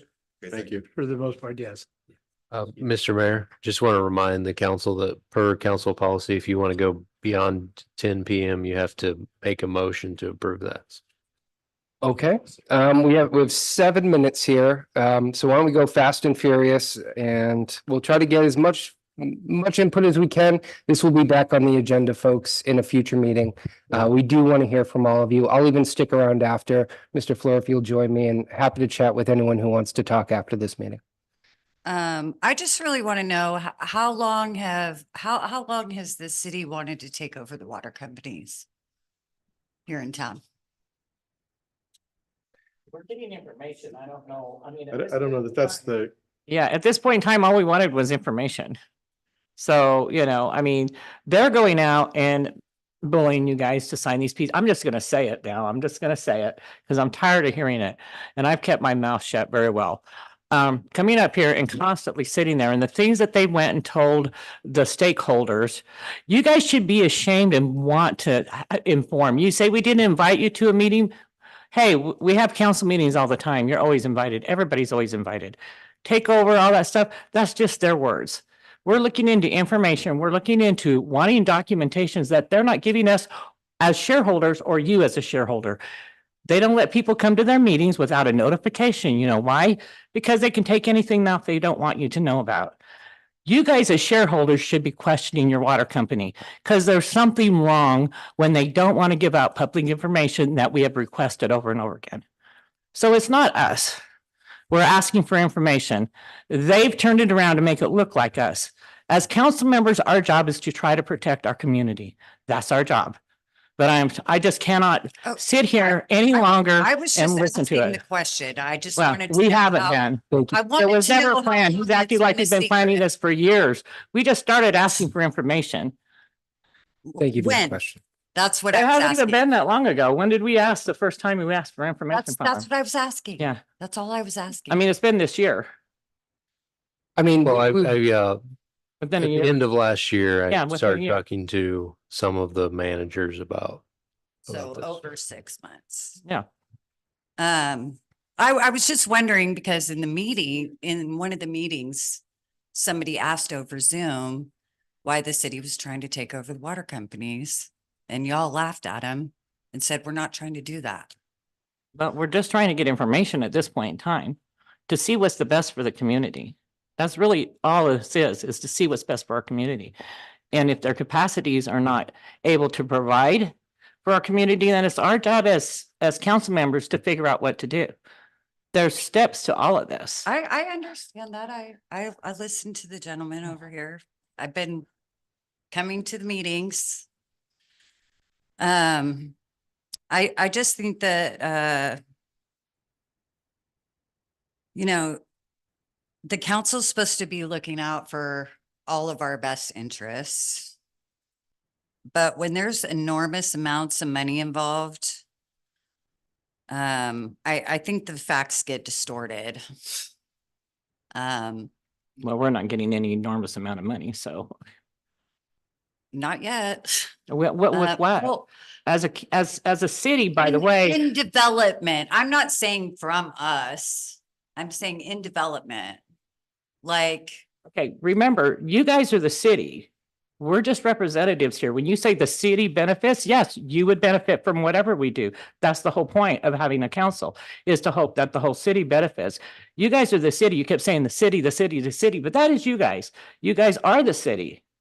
And you're right. If somebody doesn't like what we're doing, the elections are coming up and they have every right to remove us. I've always believed in that. But you got to remember that you're the city and our job is to do what we feel is best for everybody at a whole. And we're not going out there bullying you guys to sign some piece of paper saying to stop trying to get information. Why would anybody want to stop us from trying to get information from a company that we are shareholders in as a city and as private people? Some of us have properties and they won't give us information and they won't let you come to a meeting. Now, to me, that is just, we should want that information. Why would we not? Why would you not as a shareholder? okay, like I was just asking a question. You didn't have to, I feel like you're attacking me. Well, Because I I was feel asking like how that you guys are long. all attacking us and I'm just kind of done and I'm tired. All right. Okay, well, maybe I should just speak at the next meeting then. Does anyone else have a public comment? Yes, sir. I don't know proper protocols to speak to you or to Mr. Roscoe. So next time you see him, would you please tell him for me? I thought he did a fabulous job. This was absolutely outstanding. I've done briefs like this to people who have more than one star on their shoulder, and it can be really intimidating. The idea of how much information to put in there and how to represent it and how to present it and what to compare. It's an issue for anything. I was very impressed with the information near the beginning where we saw stuff off state websites and balance sheets and whatnot. There are some things that do concern me, and this is following up on what Vice Mayor Overton has said about looking for information, wanting to find stuff out. One of the issues raised was main water pipes are collapsing, and then you got to dig up the road and whatnot. There was no follow-up as to how consolidation or continuing with 3 different companies is gonna make that problem go away. I don't think it does. So I'm not sure it was relevant to the issue of combining the companies together. There were statements like one of the problems is fire response shortcomings. I don't know what a shortcoming is. There were dials up there, and apparently the rates here, how much people pay, there was a needle that was over in the red for all 3 companies. That doesn't tell me how much overpaying is going on. On the way over here, I stopped at O'Reilly and Napa, and I got quoted 108, 112. So basically I should have stayed at Napa because it cost me more than $4 in gasoline to drive across the street to O'Reilly. But basically the difference there is negligible. So I don't know that a red arrow means that there's an issue. It depends on percent of how much more these places are charging than elsewhere in the state. Some of the things are regarding economies of scale. How far do you want to take that? If we add AutoZone, it's late and I'm tired. That's 3 auto parts companies. Do we really need that many that many in the city? There's 2 hospitals. Let's get it down to 1. How about 1 supermarket? Before we went that direction, I would like you guys to get more information, pro forma balance sheets, some idea of what the things that are being juggled around here would cost. In conclusion, and I do need to shut up, Brian McMahon, one of my favorite authors who used to be the dean of the School of Public Health at Harvard, mentioned in the public health context, intervention is like standing on the edge of a cliff blindfolded. Which way do you step? And there's really no way to know. It's difficult. You might be stepping off the edge, or you might be stepping away from danger. So I would encourage all of you to do what Vice Mayor Overton has suggested and seek out information, but stuff that's more than shortcomings or whatnot. And if I were in your shoes, I don't know what type of descriptions or labels I would have been a couple with. You did a great job. All right. Thank you, sir. I appreciate that. All right. That's close. So to continue, we'd need a motion from the council. Mr. Mayor, make a motion that we can extend the meeting beyond 10 PM tonight to continue this conversation. And I'll second. No later than 10:30. One moment. Raise your hand if you still want to make a public comment. I see. You get to make one public comment. Yeah, so they've already made them, so. So I think I have only seen one unique one. Anyone else? Mr. Hughes, you've made a public comment to start. Now that's not I mean, you get one comment for 3 minutes. If you didn't use all those 3 minutes, you could, but my recollection is used it. You get one comment per person, regardless of your. Thank you, Mr. Jones. Well, you did that before. So you have 3 minutes to make a public comment. All right, thank you, sir. We're at this. I'd like to make the motion that we close the meeting. It's 10 o'clock. We're all getting too in Did we? here and we're gonna have other talks about this. I think this was a good start for us. This is not the end of it. I think we're gonna be having something pretty much every meeting to talk about the situations and presentations. I respect your decision or your motion. I'm gonna second Councilmember Purdoc's motion for 10:30. 10:30. All those in favor? Aye. Aye. All right. All those opposed? All right, would anyone else like to make a public comment? Yes, ma'am, please come forward. Oh, you've already commented? I'm sorry, so many people have come up at this point. I really haven't commented. No, you made a comment during this time. Take 1 minute. No, if you do that, then you have to let everybody. Sorry, ma'am, Oh, that's fine, that's fine. this will be on the agenda again, and I'll stick around if you wanna. Thank you. Anyone else would like to make a public comment It hasn't that already. has not already spoke before? Seeing none, Madam Clerk, can you please read any comments that have been made on Zoom? There's one comment on the Zoom from Susan Barnes, who states, please provide the date and agenda item where the full 5 members of the council discussed and voted to spend public funds hiring attorneys and directed staff to attempt a hostile takeover of Highlands Water Company at their annual shareholder election meeting in April. What is the line item in the budget where those public funds were spent from? That concludes her statement. Mr. Flora? Well, I don't have my general ledger in front of me, but I think the first point is staff were never directed to attempt a hostile takeover of Highlands Water Company. The city was exercising its right as a shareholder to vote at the annual shareholders meeting. And not only did the city vote, but the city also represented proxy votes for 38 other individuals or entities, totaling 176 votes at that meeting. So the narrative about the hostile takeover is something that is created by Highlands Water Company. As far as hiring of attorneys specifically for that, the council hasn't taken an action to do that. We have attorneys that we work with on various projects. I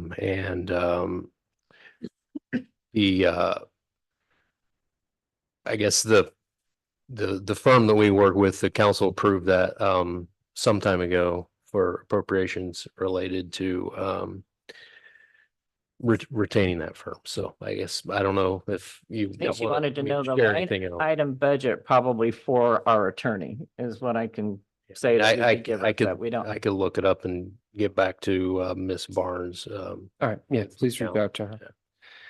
All right, any other comments on Zoom? Madam Clerk, There are no further comments on Zoom, Mr. Mayor. thank you. I'll bring it back to council. Not seeing any highlighters raised. I don't believe we have any action to take at this time, other than to thank you for looking into this for us. Oh, I'm sorry. No, that was a fantastic presentation. Thank you. Thank you, Mr. Very Roscoe. informative. And thank you all again. I think everybody on both sides agreed that you did a great presentation. Must have done something right. Yeah. I'd just like to make kind of a clarifying, we should all be on the same side, whatever's best Yeah. for those of us living in Clear Lake. That's what we need to talk about. That's what we're trying to discuss here. What's best? Ratepayers. We agree, quality water is great. We're neighbors, we've grown up together, we've survived fires and all kinds of other problems in our community. Thank you all for coming. We want to hear from you. As we try to navigate this and figure out what's best for the city of Clear Lake. Thank you, Councilmember Burdock. Moving on to item K, City Manager Report. Want me to keep it brief as possible? If you Okay, could. We got formal approval for the emergency funding for the landslide project. So that's good. You've seen, this was, I don't know, maybe a week or so ago, and you've seen more and more work happening out there. So that's good. I was pleased to participate in the interview process for the Woodland College campus dean this morning. So we had interviewed 3 very strong candidates. Excited about what that may mean for the campus. I don't know if Mayor Claffey was going to mention this or not, but we met with the county and city of Lakeport to talk about tobacco retail licensing a couple of weeks ago. And so I think we made some good progress there, and we're expecting sort of that ordinance and stuff to come back to the council here at some point. We don't have a firm date yet. Kind of struggling at this point to get the controlled burn going over around Tractor Supply and Walmart. It was supposed to happen last year, was delayed too long. Weather caused that not to happen.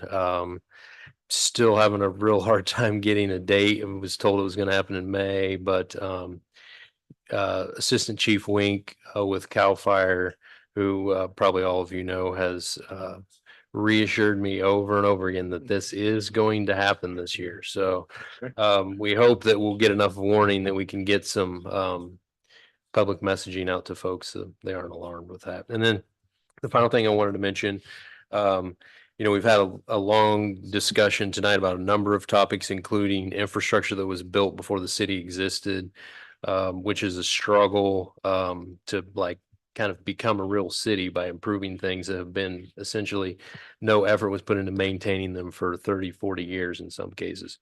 One of the things that all of you know is also quite deficient in the city of Clear Lake is the number of street lights that are available.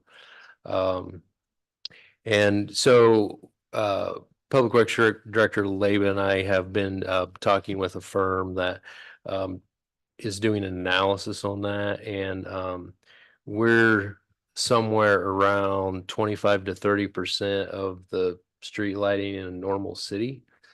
So there's some interesting options there for us. We're going to have them do a sort of analysis of our alternatives there, and we'll once we get that done, we'll bring that back to the council to hear that report and hear the options that we have moving forward with not only probably so I know I'm going on longer than I should, but just real quick. So some streetlights are maintained and operated by the city, some by PG&E. When you add streetlights, you have the option with PG&E on how you want to set that up. By doing it ourselves, we can save a significant amount of money over what we're basically essentially paying PG&E for the electricity and the maintenance costs over time. So anyway, that analysis is going to come together. Kind of actually excited about it because it's something that, we've been talking about internally for ever since I've been here about how to tackle this, and it's a little complicated to get into it. And I think they might be able to help us tackle this one. So more to come on that soon. That's my report. Thank you for looking into that. Councilmember Slutin. I attended our Congressman Thompson's visit here. I think it was no, I had it on my paperwork here. It's good to see that our congressman is so active in securing money for our city. I mean, he's a big proponent of what we do here, and he likes us. So the other thing that I attended was the Recreation Committee. Not much really going on that, but still moving forward with some programming and some suggested projects. So that's it. Councilmember Burdock. Thank you, Mr. Mayor. Want to comment on Recreation Committee. Great job putting that together. We've got some, I think, amazing artists coming in to perform at our concerts this summer, all provided by the city. I think that's fantastic. And the sponsors, of course, that support that. Attended the Clear Lake Chamber of Commerce meeting yesterday, and I'm proud to say that we're going to donate $1,000 to the Lions Club for our 4th of July fireworks. I wanted to put that plug in because they're still looking for money. If businesses or other clubs would like to make a donation, please see, I think it's Alvaro Valencia or another member of the Lions Club, so we don't fall short on our fireworks presentation coming up in a month. I think Ray Bridges also. Yeah, anybody associated with our Lions Club. And that's all I have, Mr. Mayor. Councilmember Kramer. Yes, I also attended Congressman Thompson's visit and our round. I was, as Councilman Slotin said, really pleased by the big check that he gave us for our recreation facility, sports facility. And I agree, he likes us there. I also was at the chamber board meeting last night, and part of that resolution, in fact, I think I'm the one that made it. Of course. To give $1,000 to the Lions Club, not to say that. Also was. Hope Hmm? you don't hurt your arm, pat yourself. on No, the back. I just wanted to get my say in there, Oh, you do. Councilman Burdock. I also attended clerk finance committee meeting. I just received a little over $8 million in grant funding for projects in Lake County, fire resiliency projects. And then I attended an RRA meeting, that Risk Reduction Authority, and we've got a small grant there, and we're doing a few things in fire resiliency with that as well. That's all I have. Vice Mayor Overton. All right. Again, as others mentioned, thank you to Mike Thompson. Once again, investing in our community, $4 million for the Burns Valley Sports Complex. That's going to go a long way to helping our kids and our youth sports come back to Clear Lake and thrive. Thank you all for coming out tonight. I really appreciate you taking the time. It was a long meeting, but a good dialogue was had. Maybe a little too in the weeds with some water tech, but Jeff is sick. I'll grant him some grace there. But overall, great conversation. Thank you all. Any future agenda items? See. Gonna assume that we continue meetings about this water consolidation. Is that correct? Yeah, I mean, we have a sort of list of speakers forthcoming. So as schedules provide, will be, I don't know for sure if it'll be at every meeting, but pretty much every meeting we'll have a water topic to discuss. So Just want to make sure. Yeah. More meetings to follow on this item. And you're all invited.